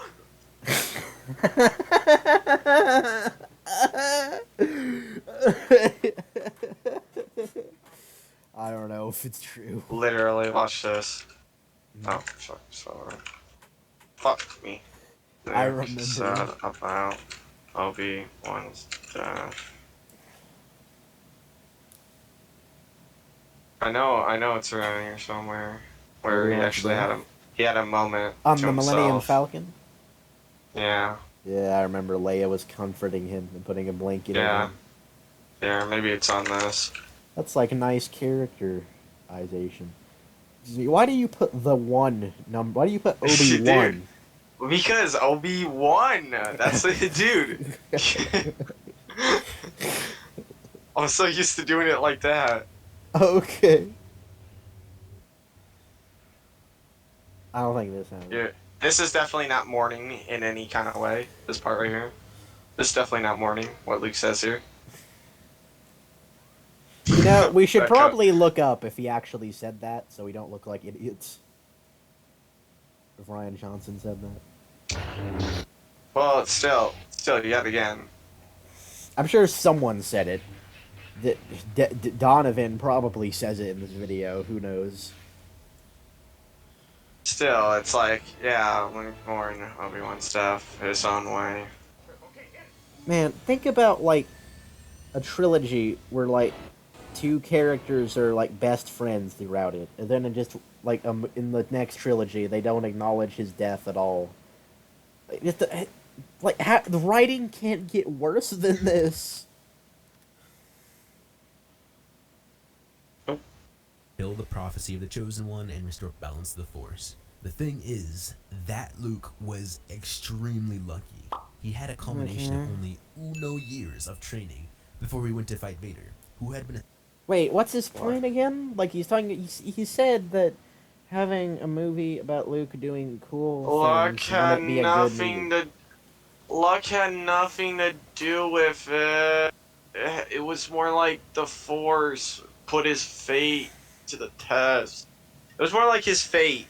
His fate was to fight Darth Vader. That was his fate. Right. But like he said But that he chose not to. He was choosing not to. He was fighting his fate. that actually makes a lot of sense. I think you could justify that. Even like they were trying so hard for him to give his anger for him, like basically because if he would have struck Vader down and killed him, he would have became the thing he was trying to fight. Exactly. But his point was that a movie about Luke doing cool things is impossible to be a good movie, even conceptually. He's basically saying Luke was lucky. But what he does had that 1 have year to to do with train. anything? What does that have to do with his point? Like, I guess Nothing. I guess he's saying that Luke actually isn't good at fighting or something. Like, he's not actually good at it. He was just lucky, so it's not a plot hole that he doesn't... There's no fucking way. Luke... Have you seen The Mandalorian? Have you seen The Mandalorian where Luke fucking shitted on those robots? It's not... That's like a really weird argument to defend The Last Jedi. both Like... I want to see Luke fight... this is Luke's peak fighting. Yeah. To be fair, it was made after... God damn it, this. Lunk! Lunk. That's who was in The Last Jedi. I'm butchering the name. Alright. Fights. Yeah, this is one of the best. This is Luke's luck at its finest. Yeah. Let's take a look at Luke's luck here. Oh yeah. That's a luck saber right there. It's Oh, green luck for luck. deflection. Oh, luck push, luck slash. Cannon, by the way. Luck hit, luck. Lucky this, lucky that. Oh, that was real luck right there. Look at the luck. Baby Yoda's in all of the luck right there. Green for luck.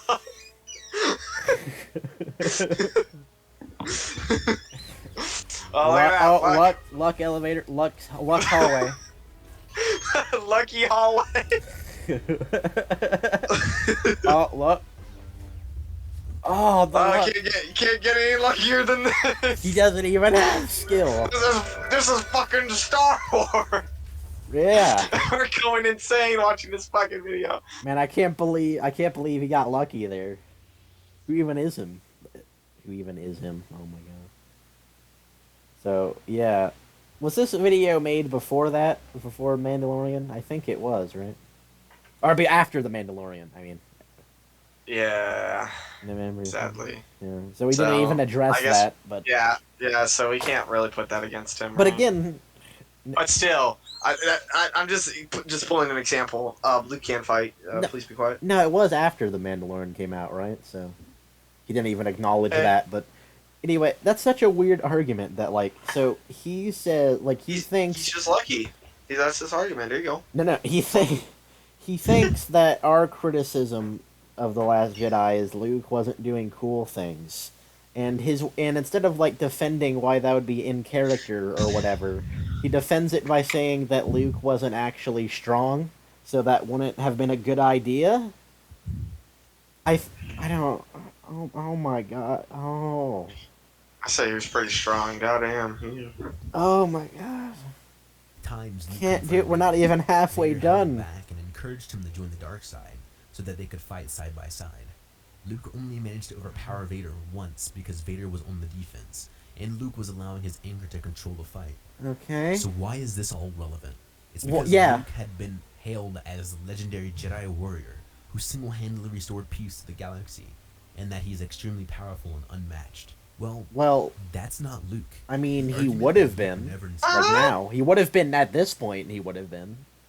Or at least really Yeah, but powerful. then- But they're I don't know what happened. Yeah. They made him some fucking. They made him. We'll give this something screenshot. else. Is wrong. After B1's They made him Luke wanted to unlucky. kill Vader. Did you It wasn't notice? until much later that he was- Did you notice how casual Kylo's reaction was to Luke menacingly standing over him? Although that was, I like good acting right there. although that was like in Kylo's version of the story, to be fair, so that didn't even actually happen. But yeah. Anyway, whatever. the good in his father. And it's important to remember that Luke reacted on pure instinct. Luke, as well as the audience, realized My how instinct unlike him wouldn't was be to react kill the my way that he nephew. did. But it was too late. Even Luke in Legends made out-of-character decisions. When Palpatine revealed himself in Legends, What? he Who immediately cares? bowed I don't before him care. And turned to the dark It side. doesn't matter. He eventually did redeem himself. It when his doesn't friends were matter. in danger. Him it was to react the way that he did. Oh, But it was too late. Uh, Even Luke okay. in Legends made out-of-character That's decisions. just. When Palpatine revealed himself in Legends, he immediately bowed before him and turned to the dark side. Wasn't He that like eventually a did trick redeem or himself something? when his friends were in danger. But this just goes to show how flawed Luke's character is. Yes, But he what? is known for seeing the best and the worst kinds of Okay, people. Dark but when it Empire is bad too. And comes to himself, he easily doubts himself and makes mistakes. Luke went into exile because he was never the perfect Jedi. He was a Yeah, heavily but he- flawed Jedi who wasn't capable okay, of wait, Father, facing the please, First Father, Order. please. So making a mistake is one thing. Choosing for years to do nothing while the Resistance is getting slaughtered like dogs is another. And like Yeah. Rey has to like beg him for like days. Yeah, that's not a mistake right there. It's just terrible writing, I guess. Yes. And he has the power. Like he has the power Yeah. and therefore the responsibility to do anything. But What? What about one now? I don't got no chicken sandwich on my door. chicken sandwich, okay. Yeah, you just came around something about chicken sandwich. I'm like, oh, what the fuck are you talking about? Yeah, but yeah. Keeps fucking opening my door. Yeah. Cat's but, in here. Oh no, it's gonna attack again on your floor. You're gonna have to clean again. He didn't return to help with the war because he tried to help by restoring the order in the first place. But he What? failed his students. He failed as a teacher. He failed. Ben Solo. He failed, so he's gonna let everyone die. Wait, From wait. Legends, where Take he it back became a second. extremely He's like thinking some point. I don't know. He kept failing, so he decided not to help at all. And the only reason he decided to help was because Yoda just told him that failing is okay. Why didn't Yoda tell him that years ago? You know, you would think Luke would already know that. Yeah, that's kind of what the point of The Empire Strikes Back is. Yeah, he failed a lot in that movie. Yeah. overpowered. But Reload. that Luke doesn't make any sense. Realistically, the Luke we Then know and what? love from the original trilogy would have become this Luke. That Luke doesn't make Oh, any sense. what? Wait, You he's... know, like, you know all the crazy stuff Anakin and Obi-Wan did in Clone Wars? That doesn't make any sense, man. Dude, no, he just said, like, I'm pretty sure he just said that Luke becoming this creature before us is logical. Like, this is what just logically would have happened, common sense. But, like, that doesn't even work in its own logic, because we never would have known that Kylo Ren like would have existed, and that Luke would have had a vision of him doing bad things that we didn't see, and we Yeah, also that's what we call. and we That's what all we call yeah. For this to be logical, we would have to know that Snoke exists, or Palpatine controlling a Snoke clone exists, which we had no way of knowing when Return of the Jedi ended. So it Yeah, I'm actually isn't sorry. logical at all, even in its own logic. Yeah, we assumed at the end he became a great Jedi and led the new Jedi, You would think. like Jedi. Yeah, we would think. Apparently, logical. We just know that Luke will become a hermit and fucking become an asshole. You know, there's so Someone who like tried to live up to his extremes own with it. legend. Like you're and either a failed. perfect being or you're Luke in the Last Jedi. There's no middle ground. When we see Luke in The Last Jedi, he's not the Luke we once knew. He's a broken man. We see Rey desperately trying to revive the old Luke, but he wants nothing more, except for the Jedi to end. Why did he just kill himself? Very out of character for him. Yeah, we never saw any of this. He was never developed at all. The movie just has a Yeah, flashback, and we're yeah, expected to buy it. yeah. It's very Yeah. out of character. This is something that goes back as far as the prequels. We've Luke seen would time never and time do again that. the Jedi are heavily flawed. They have strong morals It and doesn't methods, matter. but they were You know always what's heavily flawed? Anakin was Doing victim- nothing while thousands of people are getting killed. Yeah, Who the cares? Jedi were flawed, but they did something about. Yeah, who cares what the Jedi sucked? And you're right, at least they did something. They're trying their best, okay? Yeah, you're right. to Palpatine and the Lord of the Dark Side. But if it wasn't Anakin, it would have been someone else down the line. Especially No, the code of not being Anakin, allowed like, to feel emotion. Has Then- way more. Okay, two things. First, like I'm pretty sure the prequels kind of like Anakin, like all the Jedi are taken at a very young age, but Anakin is older and already has like emotional connections and like trauma. So that like the point of the Phantom Menace is that he's a big risk because he could easily subsept, like he'd easily turn to the dark side way more than Jedi naturally can because they're like at birth raised to be emotionless. So like Anakin actually is special and stands out. So also Anakin like has more force potential than anyone to ever exist does. So like no one could become as powerful as Darth Vader. I don't think. I don't know. So anyway, it's wrong. It's wrong. It's dumb. It's horrible. Very bad writing on their part. What's even the point again? So, another Jedi other than Anakin could have been Darth Vader. So They have let strong everyone morals and die. methods. The point hurts my This brain. is something that goes back as far as the prequels. We've seen Let the time and Jedi time die again and that the Jedi are heavily Man, the flawed. video is actually They have getting strong morals worse and as it methods, goes but on. they were always heavily flawed. Anakin was victim to Palpatine and the Lord of the Dark Side. But if it wasn't Anakin, it would have been someone else down the line. Especially No. the code of not being allowed to feel I emotion. believe it wouldn't. Then Solo's swift turn to the dark side. I Swift believe turn. Palpatine took notice of Anakin's anger. And force potential. In the Phantom Menace, he says, "We'll watch your career with great interest." Yeah, it's clever Well, because he technically also does. besides that, he grew closer to Palpatine, telling him Yeah. about what he did to the Sand People. He killed Count Dooku, which wasn't a Jedi way Yeah. at all. Like It's the more a- like the Yeah, like most the Sith way I've ever seen. right, like the idea in the prequels is that Anakin could never really trust the Jedi as people he could like talk to and relate his feelings to, but he could trust Palpatine. Like even in Attack of the Clones, like in Revenge of the Sith, Palpatine says, He gets me, Anakin- man. Yeah, These fucking Jedi don't fucking get me. This old geezer does. exactly. I'm going with this guy. Palpatine says Anakin actually told him about the Tusken Raider massacre. Remember Yeah. what you told me about your mother. Yeah.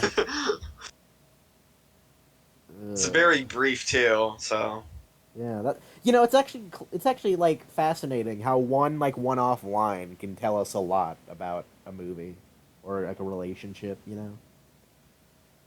yeah. He said you wanted revenge. Yeah, Was inevitable due to the Jedi Code being so heavily flawed. Luke knew this Flawed. and wanted the Jedi to end before it happened again. But Why he knew it don't? was Can you wrong to end leave the Leia First and Order let the before you end the Resistance die Jedi? when he could have helped. Please. So he did. At the end of the movie, he portrayed the version of himself that everyone admired, the one that everyone looked up to, not the shell of the man that he is now. Okay. Wait, does Now that anyone the most even look controversial up to part is Luke in over, this film? Let's get to Oh some wait, hot topics. Father, please. First, Father, Poe and- please. There's no scene in this film other than like after Luke dies where people talk about how cool Luke was. Like that never happens. Yeah, So- because the way he died was pathetic, and Yeah. no one liked it. Like, so he's kind of I don't know, over exaggerating the film, I guess. Like he became the thing people look up to him as. Like that never happened. Like the only example is Rey, and Rey said she thought the Jedi was a myth yesterday, so it doesn't even make sense. She Yeah, could, so how would they know what they could be like? yeah. The movies are Fine, bad, everybody. The depiction that Rey gets from Luke is he's a hermit. It was not even great at all. Yeah. Now that the most controversial part is over, let's get to some hot topics. First, Poe in this film is where his character peaks in this trilogy. It's clear that he's a leader of some sort, but he's incredibly reckless, and he's willing to sacrifice lives for the greater good. Leia knows this and deranks him. This is especially important. Wait, for wait, Luke's wait, movie because Okay, Poe wait, Father, undoubtedly- please. So, now, this could be a detail that I'm wrong on or misremembering. If memory serves, the, like, in the opening cutscene, the, Dreadnought had, like, super lasers that are going to destroy the Radish ship. For some reason, they destroyed the base first, instead of destroying the Radish immediately. But anyway, and the only reason the Radish was able to get away was because Poe and them destroyed the Dreadnought. So, it was necessary. Yeah, but they didn't know that. Remember? I guess, I don't know. It was more like we knew that because the Empire said it, or whatever, the First Order said it, not them. I guess. So, Poe's a dumbass. They didn't know that. Poe's an idiot. Look at him. He's fucking stupid. Yeah. How dare you save us? Anyway, he's How dare going... you sacrifice one life, even though Yeah. even though a lot of people probably already died. It's fucking ridiculous. Anyway, So what? anyway, I'm he's sorry, but yeah, he said like if you want to win a war, there's gonna be sacrifices. Yeah. Anyway, he's gonna, like, use this, like, Poe did bad thing to justify why Holdo never told him the plan. Even though there's no reason for her to not to tell him the plan. In fact, the fact that he's reckless and willing to sacrifice lives would probably be a good reason to tell him the plan. And there's also no reason in the movie given why she didn't tell him the plan. You're cutting out. Oh, Discord's fucking dying. Oh. Do you want me to say it again? Shit. Anyways, continue. So, yeah, he's gonna use this Poe did bad thing to justify why Holdo never told him the plan, even though there's no reason not to tell him the plan. In fact, actually, the fact that he's reckless and willing to sacrifice lives. Hold on, give me. Let me do. Hello? Alright. Sorry, I'm so sorry. Please It's explain that again. It's Discord was being. It's perfectly fine. So, he's gonna use Poe do a bad thing to justify why Holdo would never tell him the plan, because even though if Poe is reckless and willing to sacrifice lives, you would probably want to tell him the plan, so he wouldn't do something reckless and sacrifice lives. And there's no reason given in the film why she doesn't tell him the plan, like no reason at all. And there's no reason in general not to tell him the plan. Like, Holdo even says she likes Poe. Like, there's literally no reason at all. And her not telling Poe the plan ended up killing Luke Skywalker and thousands of people, including Holdo herself. So, yeah. She's stupid. The movie's stupid. Yeah, very. Donovan's probably very stupid. great plan. Great plan she had. Leia. He wants to be just as powerful as a leader as Leia is.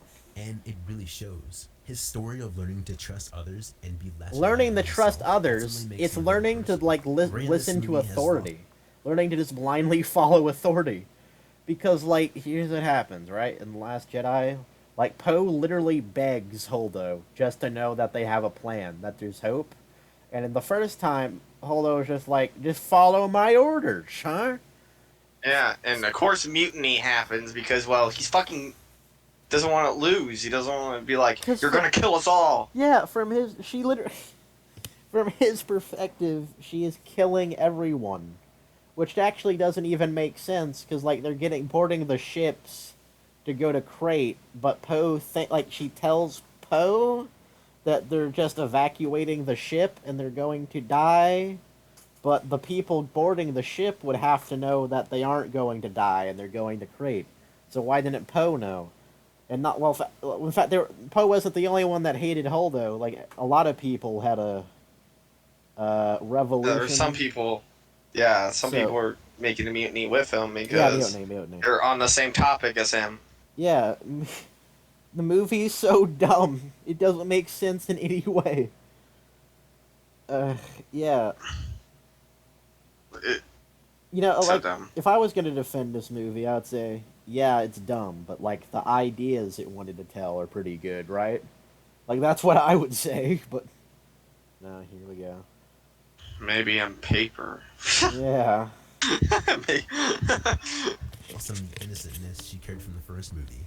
After Han's death and Finn's injury in the Force, she's realized that she needs to become a stronger person if she wants to save the people she cares about. Okay. Her story in this film Father, is one of please. self-discovery. Show me, Donovan, you're just writing the story yourself. Show me the scene that proves that, like, after what happened in the first movie, she feels the need to be stronger. Like, yeah, you could assume that, but there's no scene in the movie that says that. Stop trying to write. Remember how he, like, said that Luke became the thing that everyone saw him as a legend, even though there's no scene in the movie of people seeing him as this great mythological figure other than Rey. I kind of... Stop writing the movie, Donovan. Even though you would probably do it better. Hopefully, maybe. Yeah, I kind of would like that idea of what he said. Yeah. That's probably why he said it. It sounds pretty good. Until she realizes that she is nobody. She's not anyone special. And there's not a particular reason why she's so powerful in the Force.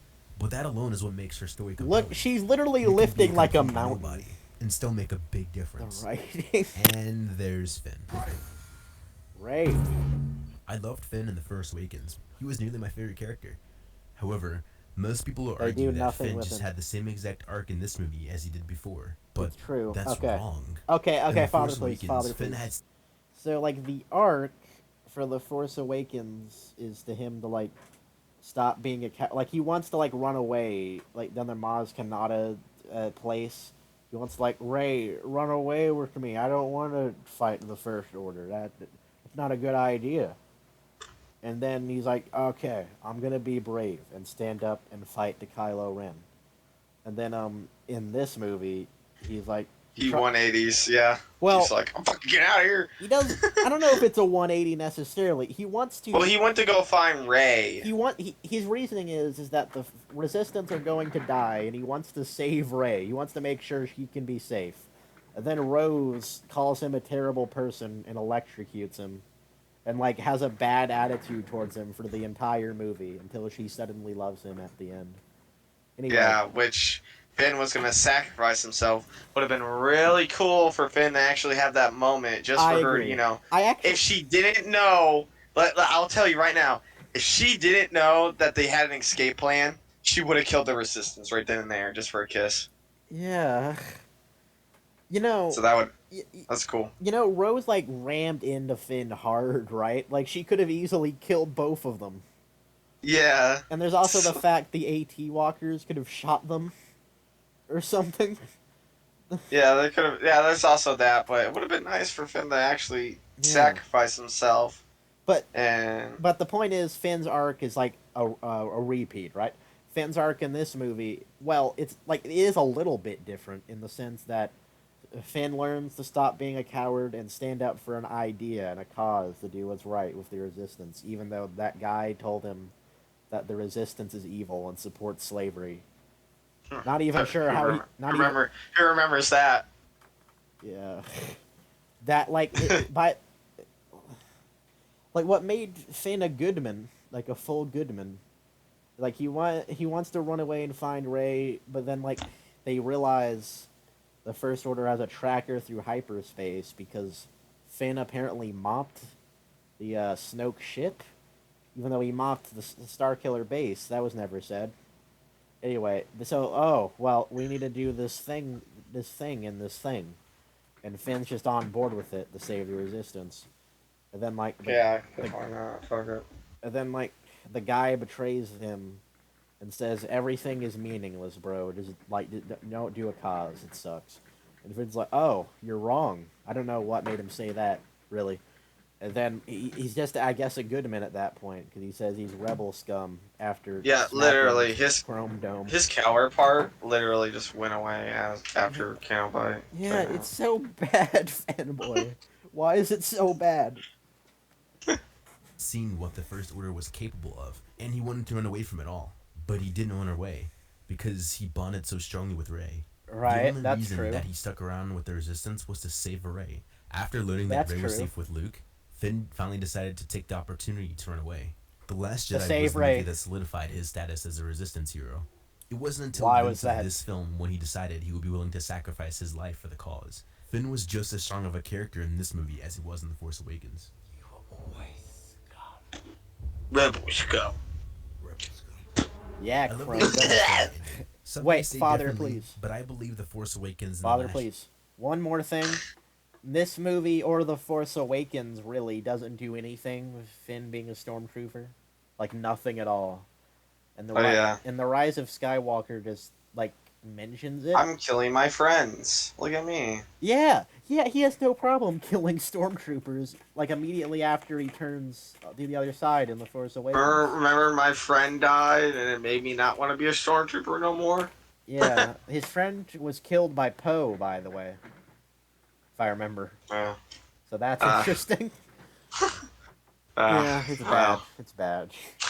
Like if someone's if someone's watching this entire video and they haven't come to the conclusion that it's bad, like they probably never will. I don't know. Yeah, I believe that. That's kind of a rude thing to say, though. Anyway, Should I float? yeah, Beautiful. Raylo. Yeah. Thinks We're Rey just something kidding, like guys. Mary Sue, but she's not. She's obviously powerful in the Force, but that's really as far as it goes. Dude, The last that mountain. Okay, fan. No training to lift those rocks. Fan- Means she is a Mary Sue. Luke couldn't even lift that many rocks when he was fucking training. In the Empire Strikes Back, he was struggling to lift like stones while staying upside down, like tiny stones. Dude, fanboy, serious question. Do you think those like mountain of rocks she was lifting? Do you think that's like heavier than the X-wing Yoda lifted? Well, it's like remember, size doesn't matter. It's like a matter of will, really. Like that's the idea, but it clearly does matter. Like Yoda struggled to lift that giant pipe in Attack of the Clones. Like it clearly does matter. I'm sure it doesn't. It's more of like a philosophical thing, right? I'm sure he could have lifted up that X-wing if he had more training, like more balance with the Force. That Luke could have. That Luke could have. Yeah, if he was more one with the Force. Well, there's the really cool line where, like, when Yoda does it, Luke says, "I can't believe it," and Yoda says, "That is why you fail." Yeah, it's very cool. And rude. Not really best teaching. Anyway, yeah. Well, it teaches him to, don't believe, dude. Yeah. Anyway. Yeah. All right. Raylo, I guess. I don't know if we're forgetting something. Oh, Rey being a Mary Sue, being powerful. Well, knowing how to bypass the compressor, shooting not one or two, but 3 TIE fighters with one shot. Knows how to fly the Millennium Falcon real easy. Knows how to defeat a Sith Lord Padawan first try. Yeah. Knows how to lift rocks with no training first try. Yeah. Knows how to Jedi mind trick first try. Yeah. Knows how to without even hearing about it. Knows how to get knows how to just tap in the Force and get strength. Wise. Yeah. Why? Yeah. She's so good. You really did remember most of them, but when she actually did get training in The Rise of Skywalker, she starts the movie by flying.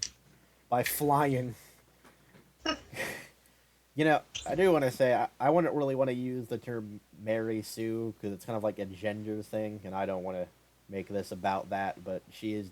Yeah, you're walking on eggshells, man. You better Yeah, watch out. yeah. I just don't. I want to do that.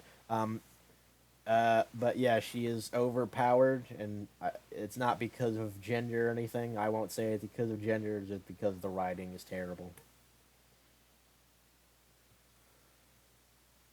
Yeah, so Fanboy was oddly over, silent there. It was strange.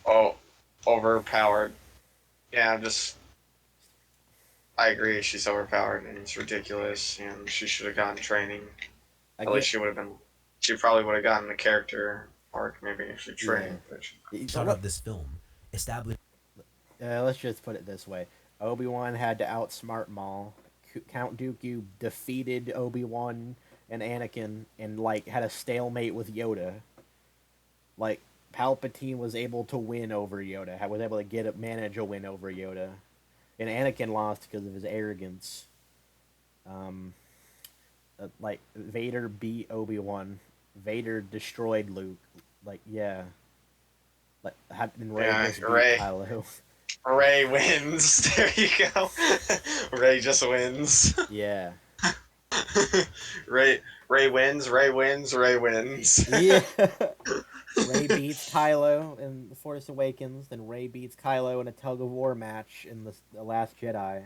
Well, no, it was a tie. Well, It's a tie. well, Kylo got knocked out, and Rey didn't get knocked out, and she Oh, yeah. stole Snoke's personal ship, but there was no scene for that. Like, she could have Yeah. killed Kylo if she wanted, but she didn't. Very strange. And then in The Rise of Skywalker, Kylo Ren actually does win, or he's going to win, but Leia's death distracts him, and then Rey stabbed him in the gut. So that's weird. Why would Kylo win in the last movie?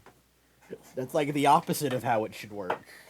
Is that you can literally be Very normal good. and be gifted in the Force. That's the message this movie did so well to tell us. Can you repeat that? She does know how to operate. Last The shot of this lesson. film establishes that you can literally be nobody and be gifted in the Force. Yeah, that's the all message fine this and movie good. did so well to tell us.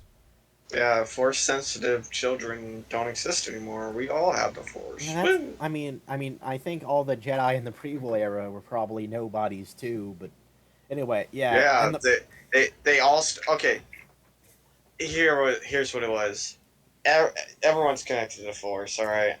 Even the nobodies. Yeah. But there are more people who are special who are more connected to the Force. Yeah. Just how it is. They were chosen. That's just how it is. They were just Force sensitive. They were just born with it. Yeah. It's just Rey. I don't even think she was Force sensitive. I don't know. Fuck, Yeah. I don't know. Well, I guess she is. But like the thing about Force sensitives, yeah, they're good. They have the Force and all that, but they still don't. They don't know how to use it. Yeah. By the way, that like It little. isn't like Sorry. it isn't like when they picked them up, they were fucking lifting up houses. No, they were still children, and they had no idea why these Jedi's were taking them. By the way, that like little kid in the ending like pulled the broom to him, like he just force pulled it to him. I'm not sure if that like is plausible to you or not. I feel like it's not like Be nobody impossible. and I be gifted guess, in the but Force. still. That's the message this movie did so well to tell us. And yes, she does know how to operate a ship. She's literally a scavenger.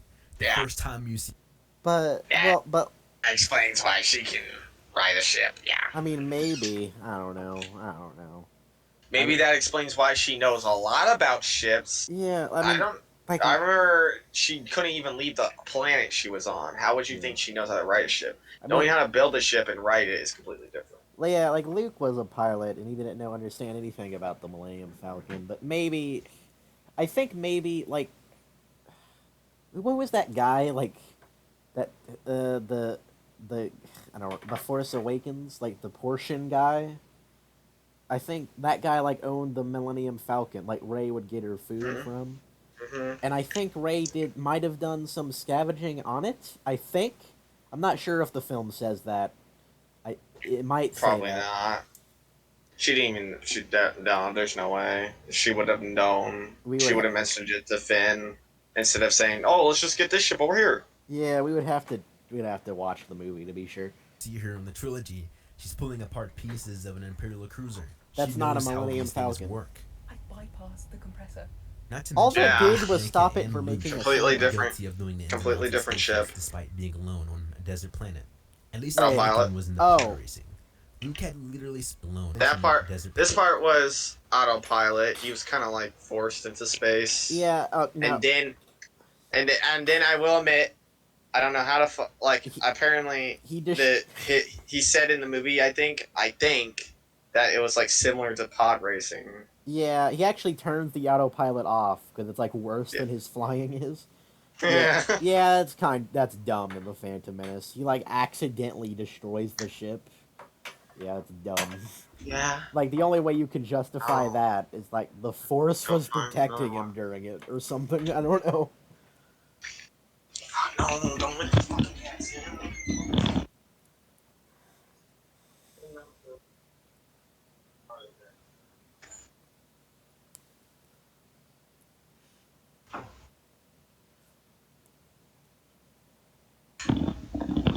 My room, man. Planet. At least Anakin was in the pod racing. Luke had literally spent his entire life on a farm, never having touched a ship in his whole life. Wrong. And the first thing he does is Wrong. He did mention. He Luke was a did pi- mention he was like the best pilot in the planet. Well, I don't know if he said that, but there are lots of like throwaway lines of like him saying he's a good pilot. Like Obi-Wan says, "I understand you come quite the great pilot yourself," in reference like Anakin being a good pilot as well. Aunt Luke says that it's not impossible to make the shot here on screen because he did like similar things in Gregor's Canyon or whatever, like on Tatooine, basically. Yeah, he spent a lot of time piloting. I guess they didn't On show Tatooine. us that, but I guess they. I mean, but yeah, he yeah, was it a was pilot. more like it was brief mentionings. Those little brief mentionings made a big effect in the future. Yeah, again, throwaway lines can do a lot for your story. But anyway, I guess Luke has no experience with an X-wing though. Like it still is I don't know, janky, I guess, in terms of writing. But I don't know. It's not at all comparable to what Rey did. Like Luke still needed help from Han Solo and the Force and everything. Like it was a massive struggle. Like he actually was kind of lucky here, but it wasn't just luck. It was skill. Like the odds were Yeah. really against him here. Yeah, use the Force, Luke. What do? Use the Force. Like, yeah, he really earned it here. Like Luke, that's why this is so cool in A New Hope, is that it was earned. This was not easy to do. blow up a Death Star. Yeah, on top of that, a lot of people died trying to blow up this Death Star. Yeah. I'm sure most of them weren't that experienced in flying either. Rey is also not skilled at all with a lightsaber. She knows how to wield Dude. one, but that's really Oh as my far as God. it goes. She She does not get her arm. No, cut don't off defend throughout this the scene. movies. But since when does not losing a limb make you a Mary Sue? Oh my God. I don't know. Pause Maybe I like it. Rey so much in these two movies because So I actually remember, like in the throne room fight that you just showed, like Rey was actually doing way better in the fight than like Kylo was. Like Rey needed to help out Kylo. Like Rey Yeah, took it was Rey, so stupid. like if I remember correctly, Rey took on killed 6 of them, and Kylo killed like 2 of them or something like that. Like Rey did better. That's all I know for sure. Yeah, very dumb. I will say in The Force Awakens, I think they like made an effort to show that she doesn't have any like fancy techniques. She just tries to stab and do very basic stuff. On top of that, the choreograph on that scene was terrible. Yeah, we Like, I'm genuinely. pretty sure one scene they had something, and then the other scene they don't. Yeah. There was someone was holding Rey with like a knife, right? But the knife disappeared in between shots because he. Yeah, couldn't and it would have stab her. actually gotten her if it didn't magically Yeah. disappear. When we watched The Last Jedi, we actually need to like watch that scene in slow motion, like unironically, or maybe we need to do it on YouTube or something, and just look for all the little mistakes. Like in the beginning of the fight, she kicks 3 people at once, and there's like just a lot of miscues and everything. Daisy really is kind of hot. By the way, if you're What? watching, please hit me up. All right, we're Where did that come from? done here. What the? On that note, we're gonna end it there. Wait, is he just now getting to the Rise of Skywalker? That's like half the video left. Yeah. Yeah, after Donovan likes Stacy Ridley. There you go. after 3 hours and 34 minutes, we made it halfway through the video. Yeah. What a That was miracle. really good. All right, Really good. so we're done for the day then, or the night? Yeah, we're just gonna have to go into another part. Yeah. This part 1 was 3 hours, almost 4. Yeah, we talk a lot. Well, we can Holy do. moly. Hopefully, we can do it tomorrow then. Yeah, that was great. All right. Let's end the recording. Yeah. Well, I don't know what should our last words be. Let's see. If you like the sequel trilogy, that's okay. It's fine to like things, but like Yeah. I don't know. Okay. It's not good. We're just talking about We're why talking- we don't like it, really, I guess so. and why other people think the movie's not great. Yeah. I hope you enjoyed our long rambling. If you have, like, I don't know, any critiques or whatever, anything we could have done better, let us know. That's assuming anyone's even watching this. But I guess that's it. So, have a nice day. Bye.